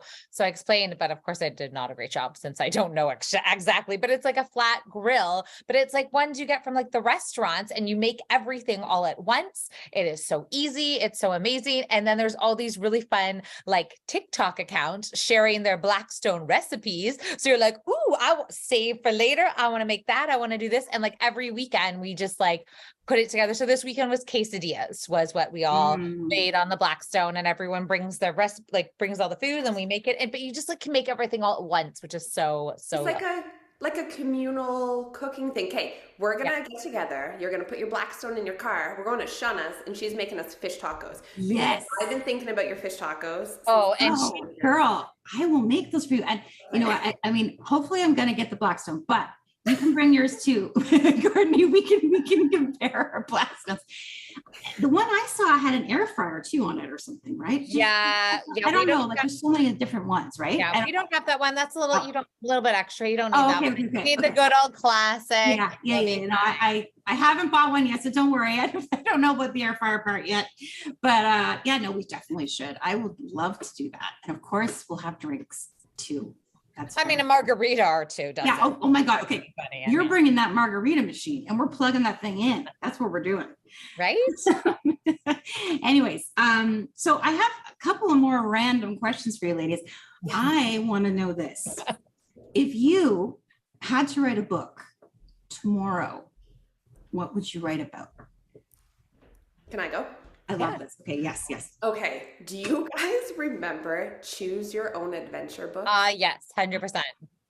I would write a really sexy, steamy, combined with horror, but like suspense horror, not like dice them up. I would write an adventure book like that. What? I would buy this book right now. Okay, this is the best question. I want to know what you guys would write. Well, I'm going to let Courtney answer that first because I haven't even thought about what I'm going to say yet. I actually started writing a book, shocker, not shocker. I had this crazy concept in my head and I wrote it all out. And I realized it's probably like an ebook because it's much shorter than I thought it was going to be. I'm sure if I actually like wanted to expand on it, I could, but I realized in life, like that's kind of how I roll. I'm big picture. So like I get the points across, but like I need someone to put the filler and the fluff in. Like that's not my jam. But my book it was this concept I had that I love like New Year's resolutions and I love like starting fresh and trying these things. But when there's no like end game to it, you like eventually it goes away and like you go back to your normal habits. So I was like, okay, for the next year, every month, I'm going to start fresh, take on whatever challenge is for the 30 days. Cause I love the word challenge too. I'm that person. And I really wrote about my experiences of every month, but it was this concept of all these things that people always say, like, you should do this, you should do this, you should do this, you should do this. And each month I would do it for the 30 days. Cause I'm like, okay, I can handle 30 days, whatever. And just like journal and write about it. But it was a lot about this, like, that concept of like, if you can take anything on for 30 days, and then I would take bits and pieces out of each month that I loved and like continue it on. That is brilliant. Why is it not published? And why does everybody not have one? That's so smart. I love that. It was really fun. So if you know a writer that would like to fluff up my book, because I got the basic, like it's really basic, but yes. Okay. I know a few people too that I hook you up with. It was one of those things I started. And then of course, other projects came along and have grabbed my attention, but I definitely want to get back to it. Now I want to hear Shona's book. Oh, you know what? I didn't even think about what I was going to answer, but I am thinking about it now. And I am thinking that I would probably write a book about my adventures in the music industry, actually. Oh, yeah. And just like all the different things that go on that people don't really know about and how it's not the way it looks on the other side kind of thing. And I've had a lot of pretty unique experiences in the music industry. And I just love to share that. Like there's just so many different stories that I'd like to share. So that's probably what I would do. I would definitely do that. And it's pretty intense, actually. I've been through a lot of stuff, good and bad. Yeah, like bad and good. Like it's like all over the board. But some of the characters that I've met along the way in this whole journey of mine is pretty cool. So I would do that. Yeah. So I think we're set, all three of us, for releasing our first book. What do you think? Should we do it? Maybe we could do it all at the same time. I was just going to say, let's have like a triple launch party. We'll serve margaritas. Yeah. And the Blackstone, of course. Amazing. And it would be really good. Okay. So I have another question. This is kind of a random question too. If you could be an animal, what would you choose to be and why? Okay. I keep going first because I get so excited with questions. I like that you know these though. You have an answer to them, so it's so good. Because I ask my clients, so like my hair people, Oh. I have 25 questions that I literally just like had on cue cards in my back pocket for years that I ask people, and there's stuff like this, and I love it so much. Yeah. Hey, I was gonna be an eagle. I've picked eagle for a long time because they're free and they get to fly and soar, yet they get to hunt. I like the hunting aspect. But then one of my clients was like, I'd be a Komodo dragon. And I was like, damn it, that's way cooler than my eagle. I want to be a Komodo dragon. So now I'm torn because I think the flying would be beautiful. But a Komodo dragon's pretty cool, man. Komodo's right. I don't know, Shauna. This is a hard one. Like I'm not feeling eagle vibes. No. I'm sorry. They're just not calling for me. That's fine. That's fine. Yeah. I'm definitely thinking like probably like a big cat of some sort, maybe a panther, maybe a tiger. Those guys look cool. I feel like they can be fast when they need to. They're not taking any crap. We'll go for panther. We'll do panther. I like that. It's good. It's good. Badass. Right? Well, mine isn't really about the vibes of the animal. It's just because I think this animal is so freaking cute that I'd love to be I would be a penguin. I think penguins are so freaking cute. First of all, they're animated and they're comical, right? At the same time, and they're put together really good. Like they're ready for anything. They've got like that power suit on, the whole thing. I would be a penguin if I could be anything. And of course, I love the penguin from Batman, even though that's a little bit more sinister. But that's probably the animal I would be, and I've always been obsessed with them. Shauna, I've never how long have I been asking that question for? Probably 10 years. No one has ever said penguin. I love it. I think it's awesome. And sometimes I like to waddle around. Like, if I'm tired, I like to waddle. That's what I like to do. Take it easy, right? Oh, that's awesome though. But I want to thank you guys again for being on the show with me. And you are two of my favorite, most beautiful ladies that I know. And I'm glad we could do the show again. And I want to say thank you very much for watching, everyone. Now, if you guys can tell me where everyone can find you on your social media handles, that would be awesome. Courtney, do you want to start? Sure. Yeah. So you can find me usually best places, Instagram at Courtney Renaissance Mama, or hop onto my website and there's a whole bunch of links you can go from there. And that's therenaissancemama.com. I love it. I'm going to take exactly what you said and then switch up my things. You can find me. Oh, now I don't remember what you said. The best way to find me is on Instagram. At parley.and.more, or you can hop into my website and there's a whole bunch of links on there that you can find a whole bunch of other things. There's some really cool things on there. I suggest you go check it out. Yes, I am following you, girl, and I will be checking more of your stuff. I know. So I'm Shauna, of course, and I am the host of Talk with Shauna right here in the network. You can find me on Instagram at Shauna Brown Music 111, Facebook, Shauna Songs, and my website, shaunamusic.com. And once again, thanks everybody for watching The Blaze. And we will see you next time. Bye.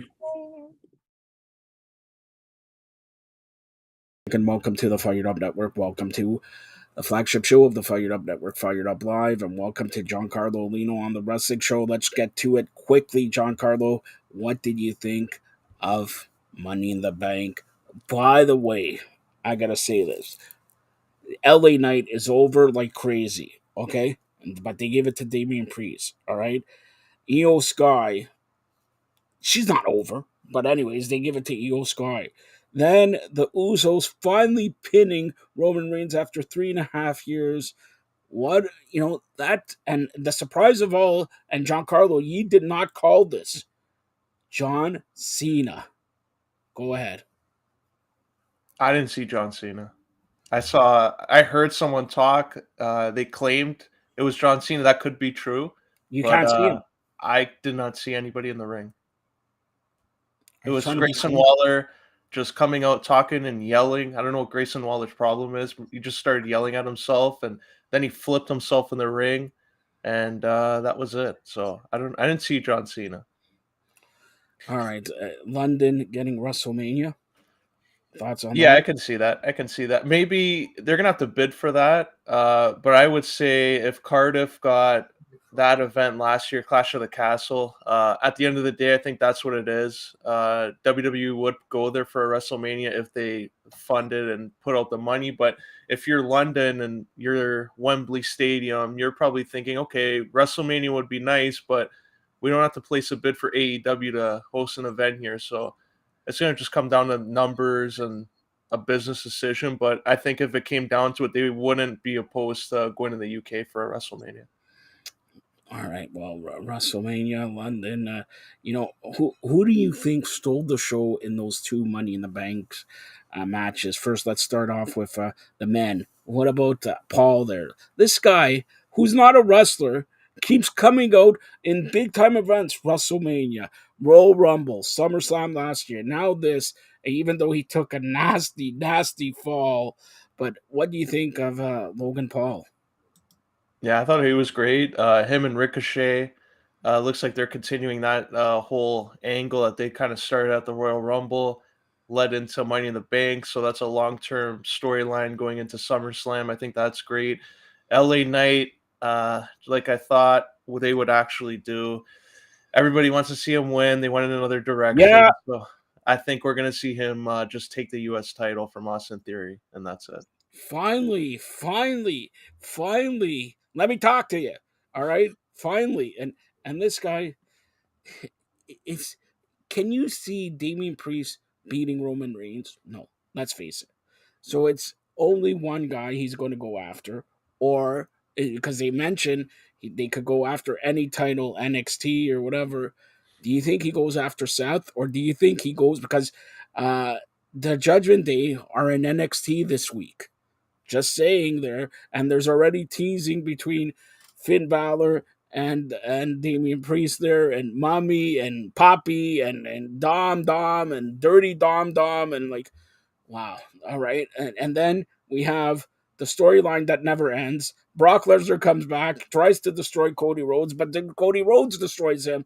Like that match is happening at SummerSlam, hopefully for the last time. All right, because I can't see these guys going. So Brock Lesnar, who was a monster, is a monster, goes after Roman Reigns, and it takes him 3 times to beat Cody Rhodes. Yeah, sounds about right. And Damian Priest too. Like, I think he's gonna go after Finn Balor, take the title off Finn, because I think Finn and Seth are gonna have a match, and I think he's gonna pin Finn Balor to become the new world champion. And him, Dom, and Rhea, they're gonna take Finn and kick him to the curb. All right, so now let me ask you this: one match we usually don't talk about the boat best of all time, right? But Natalia really, even though she lost, that was a good match between her and Rhea, and Rhea is battered and bleeding there and all that. What can they do with Natalia there? Because she's always in the upper mid card, but that's it. It's like you hit a wall, right? Do you think it's about time they push once again Natalia? I don't think they will, just because like I think age is a factor, and they're gonna push Io Sky right now. I think Natalia is one of those talents. Like, fans forget how good she is, so once in a while they'll put that kind of match on just to remind everyone. Like, she's trained a lot of the women's wrestlers that have come into WWE, so I think it's just their way of showing their appreciation. Her, she had a hard fought match with the champ, and if anything, we'll probably see her in a tag team and helping get another younger female wrestler over in a team. That's what they're using her for at this point. All right. So the other point here with the WWE, we got to touch on SmackDown. We got to touch on Roman Reigns and the Usos and all that. This storyline started about a year and a half ago, and now has it reached its climax, or we're going through Jay, then are we going through Jimmy, then Paul Heyman's going to turn, then Brock Lesnar, Roman Reigns? Like, where do you think eventually the storyline has to end? But where do you think it ends? Because it's not ending with Jey Uso, because he's going to be in the main event of SummerSlam. Main event Jay should win the title 3 years after he kicked this off with Roman, and they went back and forth and had those great matches, a Hell in a Cell match and everything. So I wouldn't be opposed to main event Jay getting that push because he's been that guy that's really taken advantage of the opportunity. But if anything, it's going to probably lead to Jay. Then we'll see Solo stick up for those guys. And eventually, if Cody takes the title off Roman, I think the whole family's going to come out and then they're going to acknowledge The Rock's return and say that he's a tribal chief, and it'll be Roman and The Rock one-on-one. We talked before the Young Bucks want out of their AEW contract, and you mentioned Kenny Omega.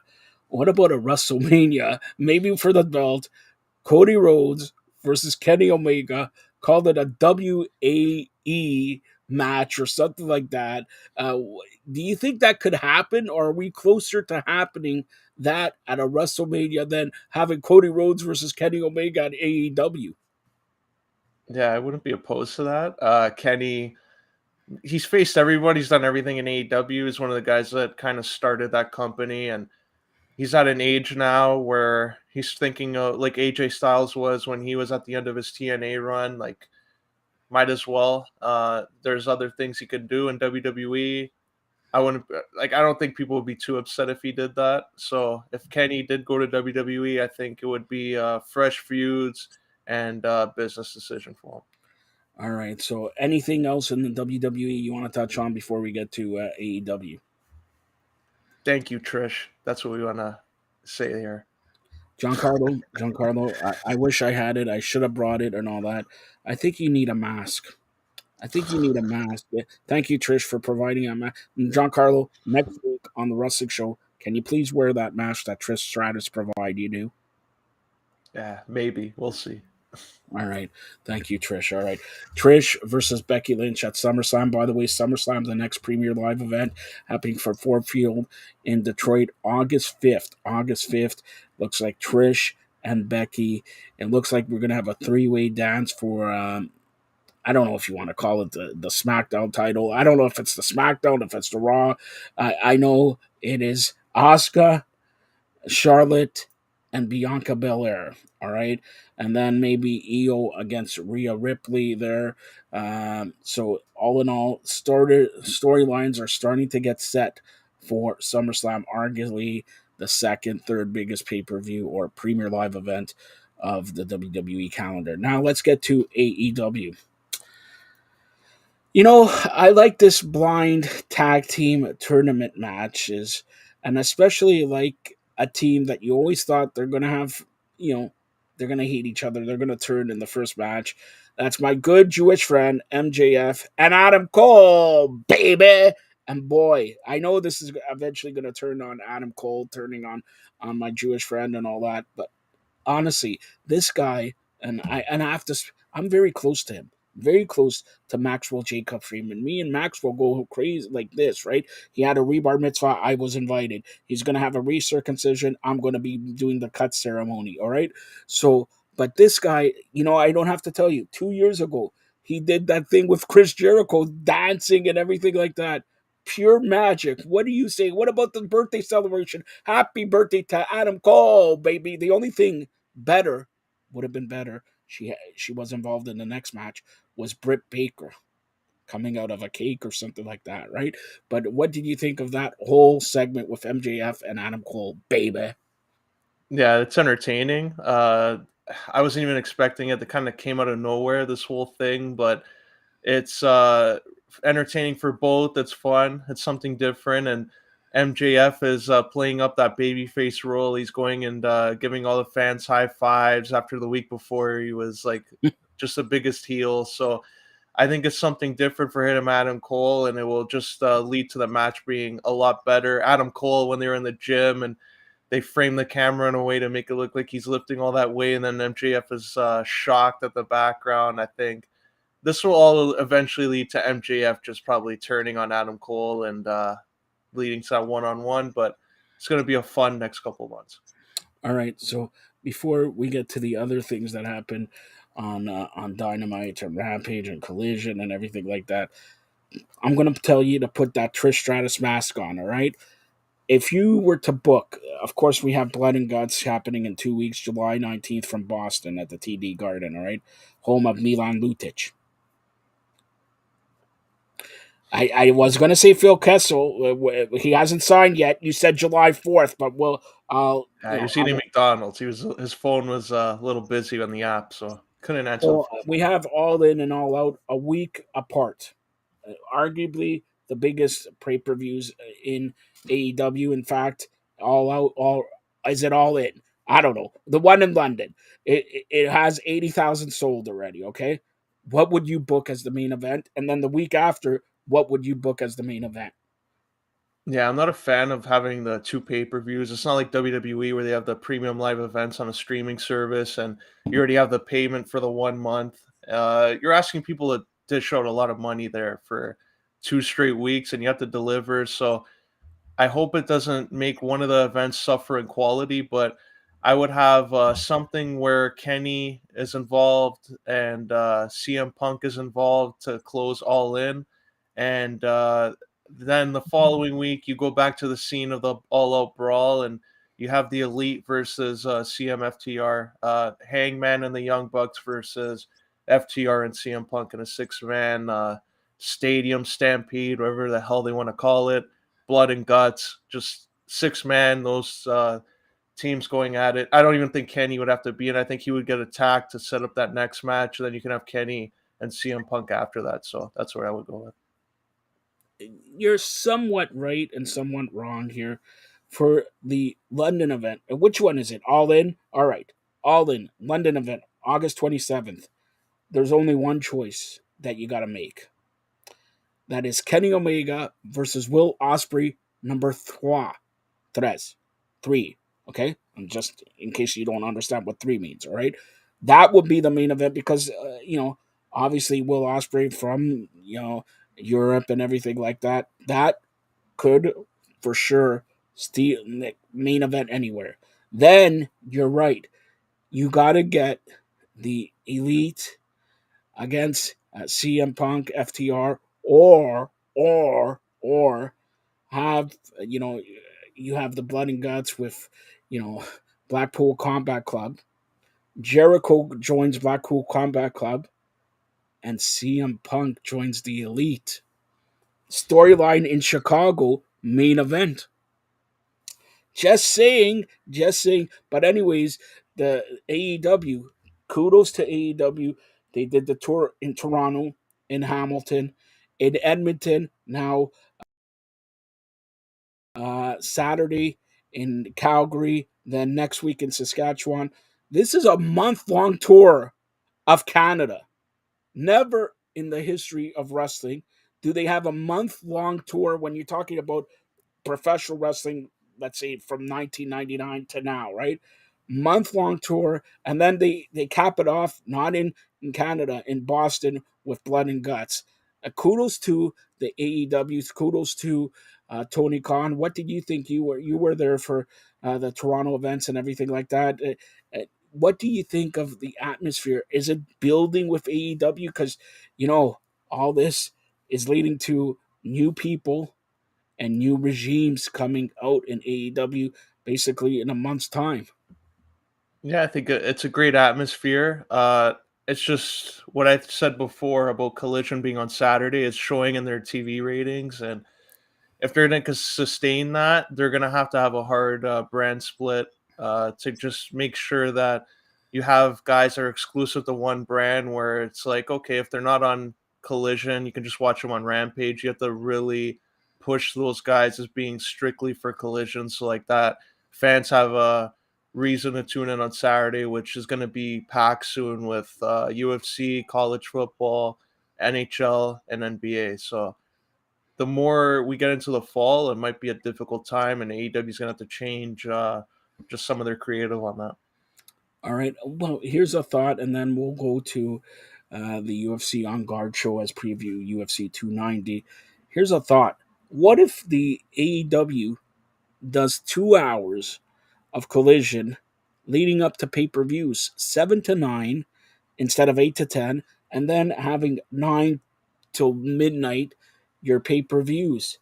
How about that? Do you think the ratings will burst up for what AEW has pay-per-views on Sunday, WWE meaning the premier live events on Saturday night, UFC Saturday nights with the pay-per-views? Do you think AEW should change their pay-per-view structure and have it Saturday and 2 hours leading up Collision to those pay-per-views? That'd be a lot to sit through. You're asking for like 2 hours plus a 3-hour show that usually goes past that. I think fans in the arena might not be so invested once they get into the second half of the card. So invested, really, once they get in the second half of the card. It's a pay-per-view. If you build it, I think people will come. You don't agree with that? From like watching at home, maybe, but like if you're in the arena, like it might drag on if Collision isn't the best of shows and then the pay-per-view. So it'd be like, I don't know how many fans would actually be in the arena for Collision. They would probably be like getting food during that time and going and buying merchandise. Yeah, but for 2 hours? Yeah, like they would have to build that show. Then plus an hour before that where they'll want to take advantage of the crowd and do Ring of Honor, and that's turning into a day-long event, like a 7-hour show. Why, you have a problem with that? Never mind. Anyways, UFC is a day-long event. Every big event, even their fight nights are like 6-7 hours. They have the prelims, then the prelims, then they have the main card, then they have talking in between there. How long is a UFC pay-per-view, or let's say fight night, is about 6-7 hours every month? But fans file in before the show starts. If you go watch the early prelims, it's empty. No one's all right, and I just want to touch on we're talking with WWE and AEW, but next week Impact Wrestling, and they have some good matches, right? Impact Wrestling has Slammiversary from Windsor, arguably their second biggest pay-per-view of the year. It's from Windsor. Of course, they're known for Bound for Glory, usually in October, but are you geared up for Slammiversary? Yeah, looking forward to it. Those are usually their best events, Slammiversary, even though Bound for Glory is considered their biggest event. I always considered Slammiversary their best quality show throughout the year. All right, as you can see, good job by the producer here. UFC On Guard show. UFC has their pay-per-view UFC 290 this Saturday, July the 8th, from the T-Mobile Arena in Las Vegas. We're going to get to the early prelims, Giancarlo. Like I said, the early prelims. Give me one bout in the early prelims that you're looking forward to. Yeah, there's only really one. I'm interested to see Martian Pacino. I think this could be something where an experienced fighter, 34 years of age, been around, like won UFC. It's a big opportunity coming off a win too. I think this could be something where Victor, he's a big underdog against Victor. Very could be a good underdog. One. And I think if we see an upset, some people could make some money off this. I wouldn't obviously put your mortgage down, but I wouldn't rule out a win here. Giancarlo, how much you pay for the mortgage? Never mind. All right, let's get to the prelim bouts now. Give me one or two that you're looking forward to. Robbie Lawler's retirement fight against Nico Price should be interesting. It's on the prelim and the main event of the prelim, which is kind of unfortunate, but considering like International Fight Week, him and Roy McDonald's fight took place on that, and they kind of overshadowed Conor McGregor's win at the time because of how great that fight was. So it's fitting that he's going into the Hall of Fame, I believe tonight, him and Roy McDonald for that fight. And it would be nice to see him get away and retire with a win. He's another big underdog there, so we'll see if that comes through here. Okay, let's get to the main card. First, let's start off with a massive favorite there, Bo Nickel. Yeah, he was originally supposed to face somebody else, and short-term replacement there. Val Woodburn comes in, and he's I guess massive underdog, biggest I think in UFC history was the last I checked on that, and minus 1,300 to plus 750. He's a plus 750, undefeated, so Never know. But I still. So I are you would going to lean bet your more. mortgage on this one? No, I'm gonna still go with Bo Nickel. I think he's gonna just take him down and not take any chances of getting caught there, and I think he submits him in the second round. All right, and let's get to the next bout here. Turner versus Dan Hooker. Hooker's been impressive lately, but it's a number 11 versus number 12 there. Hopefully these guys win could vault them into the top 10, top 8 maybe. What do you say? Yeah, I agree. I think Jalen Turner was on an impressive win streak too before this. He lost to Gamrod, and that fight really could have gone either way depending on how some of the rounds were scored. But Dan Hooker, he's coming off an impressive win. I see this going to a decision, and I'm going to lean more towards Turner in this fight. Really? Okay, so the next, another good bout, Robert Whitaker. What do you expect from this one? He's also a massive favorite there. And I don't think he should be that big because it's number 2 versus number 5, but he's a massive favorite. Yeah, and it looks like this fight's going to be a number 1 contender fight, and it's kind of asking for a lot because they're both 2 top middleweights, and the winner would have to have a quick turnaround and fight early September against Adesanya in Sydney, Australia. So I know Whitaker wants to get that trilogy fight and try and get a win over Adesanya because he lost the other 2, and Duplessis and Adesanya have had their little back and forth, and that would make sense for the African market as well. So I say Whitaker wins, but I think this is going to be a decision, and I actually think Sean Strickland ends up getting the title shot because of it. I agree with that. Strickland it's about time, put it that way. All right, then the co-main event for the flyweight title bout, and I'm looking forward to the next 2 matches. But this match is interesting to me because he's facing the number 2 contender, and it's a fairly even fight. Do you expect a surprise in this one? There could be one, and I know they're promoting it as a second fight between the 2, but this is actually their third because they also fought on the Ultimate Fighter, and that doesn't count towards their professional rank. And Pantoja won that one too, so he has Moreno's number. I know Moreno has improved a lot. He's a different fighter, but I'm gonna go with Pantoja to win the title. I just think those last 2 fights that they had, it's gonna weigh on Moreno's mentality just a little bit. And I think we might see something similar when Pantoja just edges out a decision, and I think he gets his hand raised. All right, the main event. Both of them are champions. Featherweight title bout. And it's, from what I see here, it's an even fight here. So who do you got, Rodriguez or Volkanovski? I want to rule out Yair Rodriguez winning just because of like how unpredictable he could be, and he can throw a wheel kick out of nowhere and catch Volkanovski off guard. But I think the first round is going to be a little hesitant from Volkanovski. I think Yair Rodriguez might catch him a few times, but I think as the fight goes on, Volkanovski will take him down and tire him out, and I think Volkanovski gets a win. All right, and one other thing, Gamebred, all right, who has his own league, let's call it, is calling for the title. Do I dare to say how am I going to say the title's name? Do I have to say it or no? Giancarlo, maybe you'll say it. Oh yeah, the BMF title. Yeah, but never mind. All right, so what does it stand for? But never mind. You all know. Do you think they should bring back the title? Because you know what?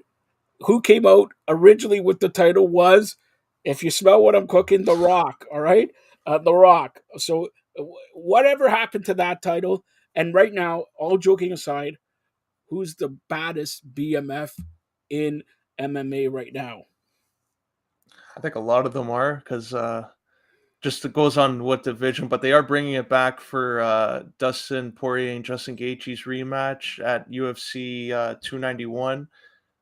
So that could be a good one. I think one of those 2, if they win it, they'll actually defend it. Unlike Masvidal, I think they'll use it as like a catchweight title where if a lightweight matchup comes up, they can use it, and they'll maybe go and fight a welterweight. So I think this will be the new like way for the UFC to keep titles in case they need one for a card. And Masvidal will probably be in the arena. He's going to probably hope Dustin Poirier wins because it's his teammate. So I wouldn't be opposed to them actually defending it from now on. All right. And usually when we do the Ground and Pound or UFC On Guard show, I ask you the final question here. And it's everybody's final question. Conor McGregor and John Jones. So let's get with Conor McGregor. He's in the Ultimate Fighting Champion or Ultimate Fighter. What did you hear from Conor McGregor? Because it's International Fight Week. And by the way, side note here, GSP is all over training Elon Musk. Okay, he's training Elon Musk for a fight with my other Jewish friend Zuckerberg. Okay, so the only question I have for you is if GSP is training Elon Musk, who's training my good Jewish friend, Facebook friend, Zuckerberg? Yeah, whoever he wants. He's a billionaire. So He'll just wire them money. I'm giving you the answer who's training him. First, he's got Bill Goldberg. Second of all, he's got MJF. Then getting the water boy is Barry Horowitz. All right, very critical job. You know, when you're training, you need to keep fluids up. So, Elon Musk versus Zuckerberg. Who do you got? I'll just go with age. I guess Zuckerberg if the fight ever happens. But yeah, it should be a spectacle. Yeah, a spectacle of 3 billion people watching. That's a spectacle. And you know what? Honestly, Giancarlo, everybody's talking about Twitter, right? But have you been on Trends? All right, Trends. It's the latest happening. I know, look at his face. I know he's trying to be Vibe 105, presents this on Trends. By the way, check us out on Trends, Fired Up Net, Fired Up NET. But go ahead with Conor McGregor and John Jones.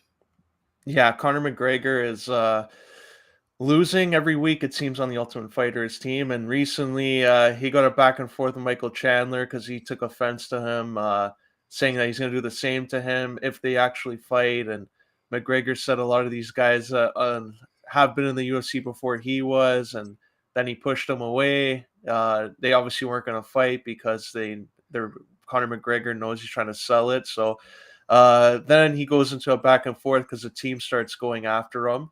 And he tells all those veterans that are trying to get another opportunity that they're all bums. And then he left. So I would just assume we're going to see more of that as each episode goes on. And when they announce this fight actually happening, who knows? But would be fun if they actually announce the date. So like that, people can target and Michael Chandler can at least know that it's happening. John Jones? Yeah, I think we'll see him fight in November against Stipe Miocic. Or it's going to be a while for that.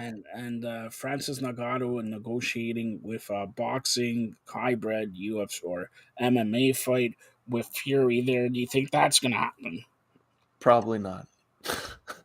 As much as it would be nice to see, I don't see it. And you're writing for Sportskeeda, so do you have any word on when UFC comes back to, I know they came back to Vancouver, but comes back specifically to Toronto and Montreal?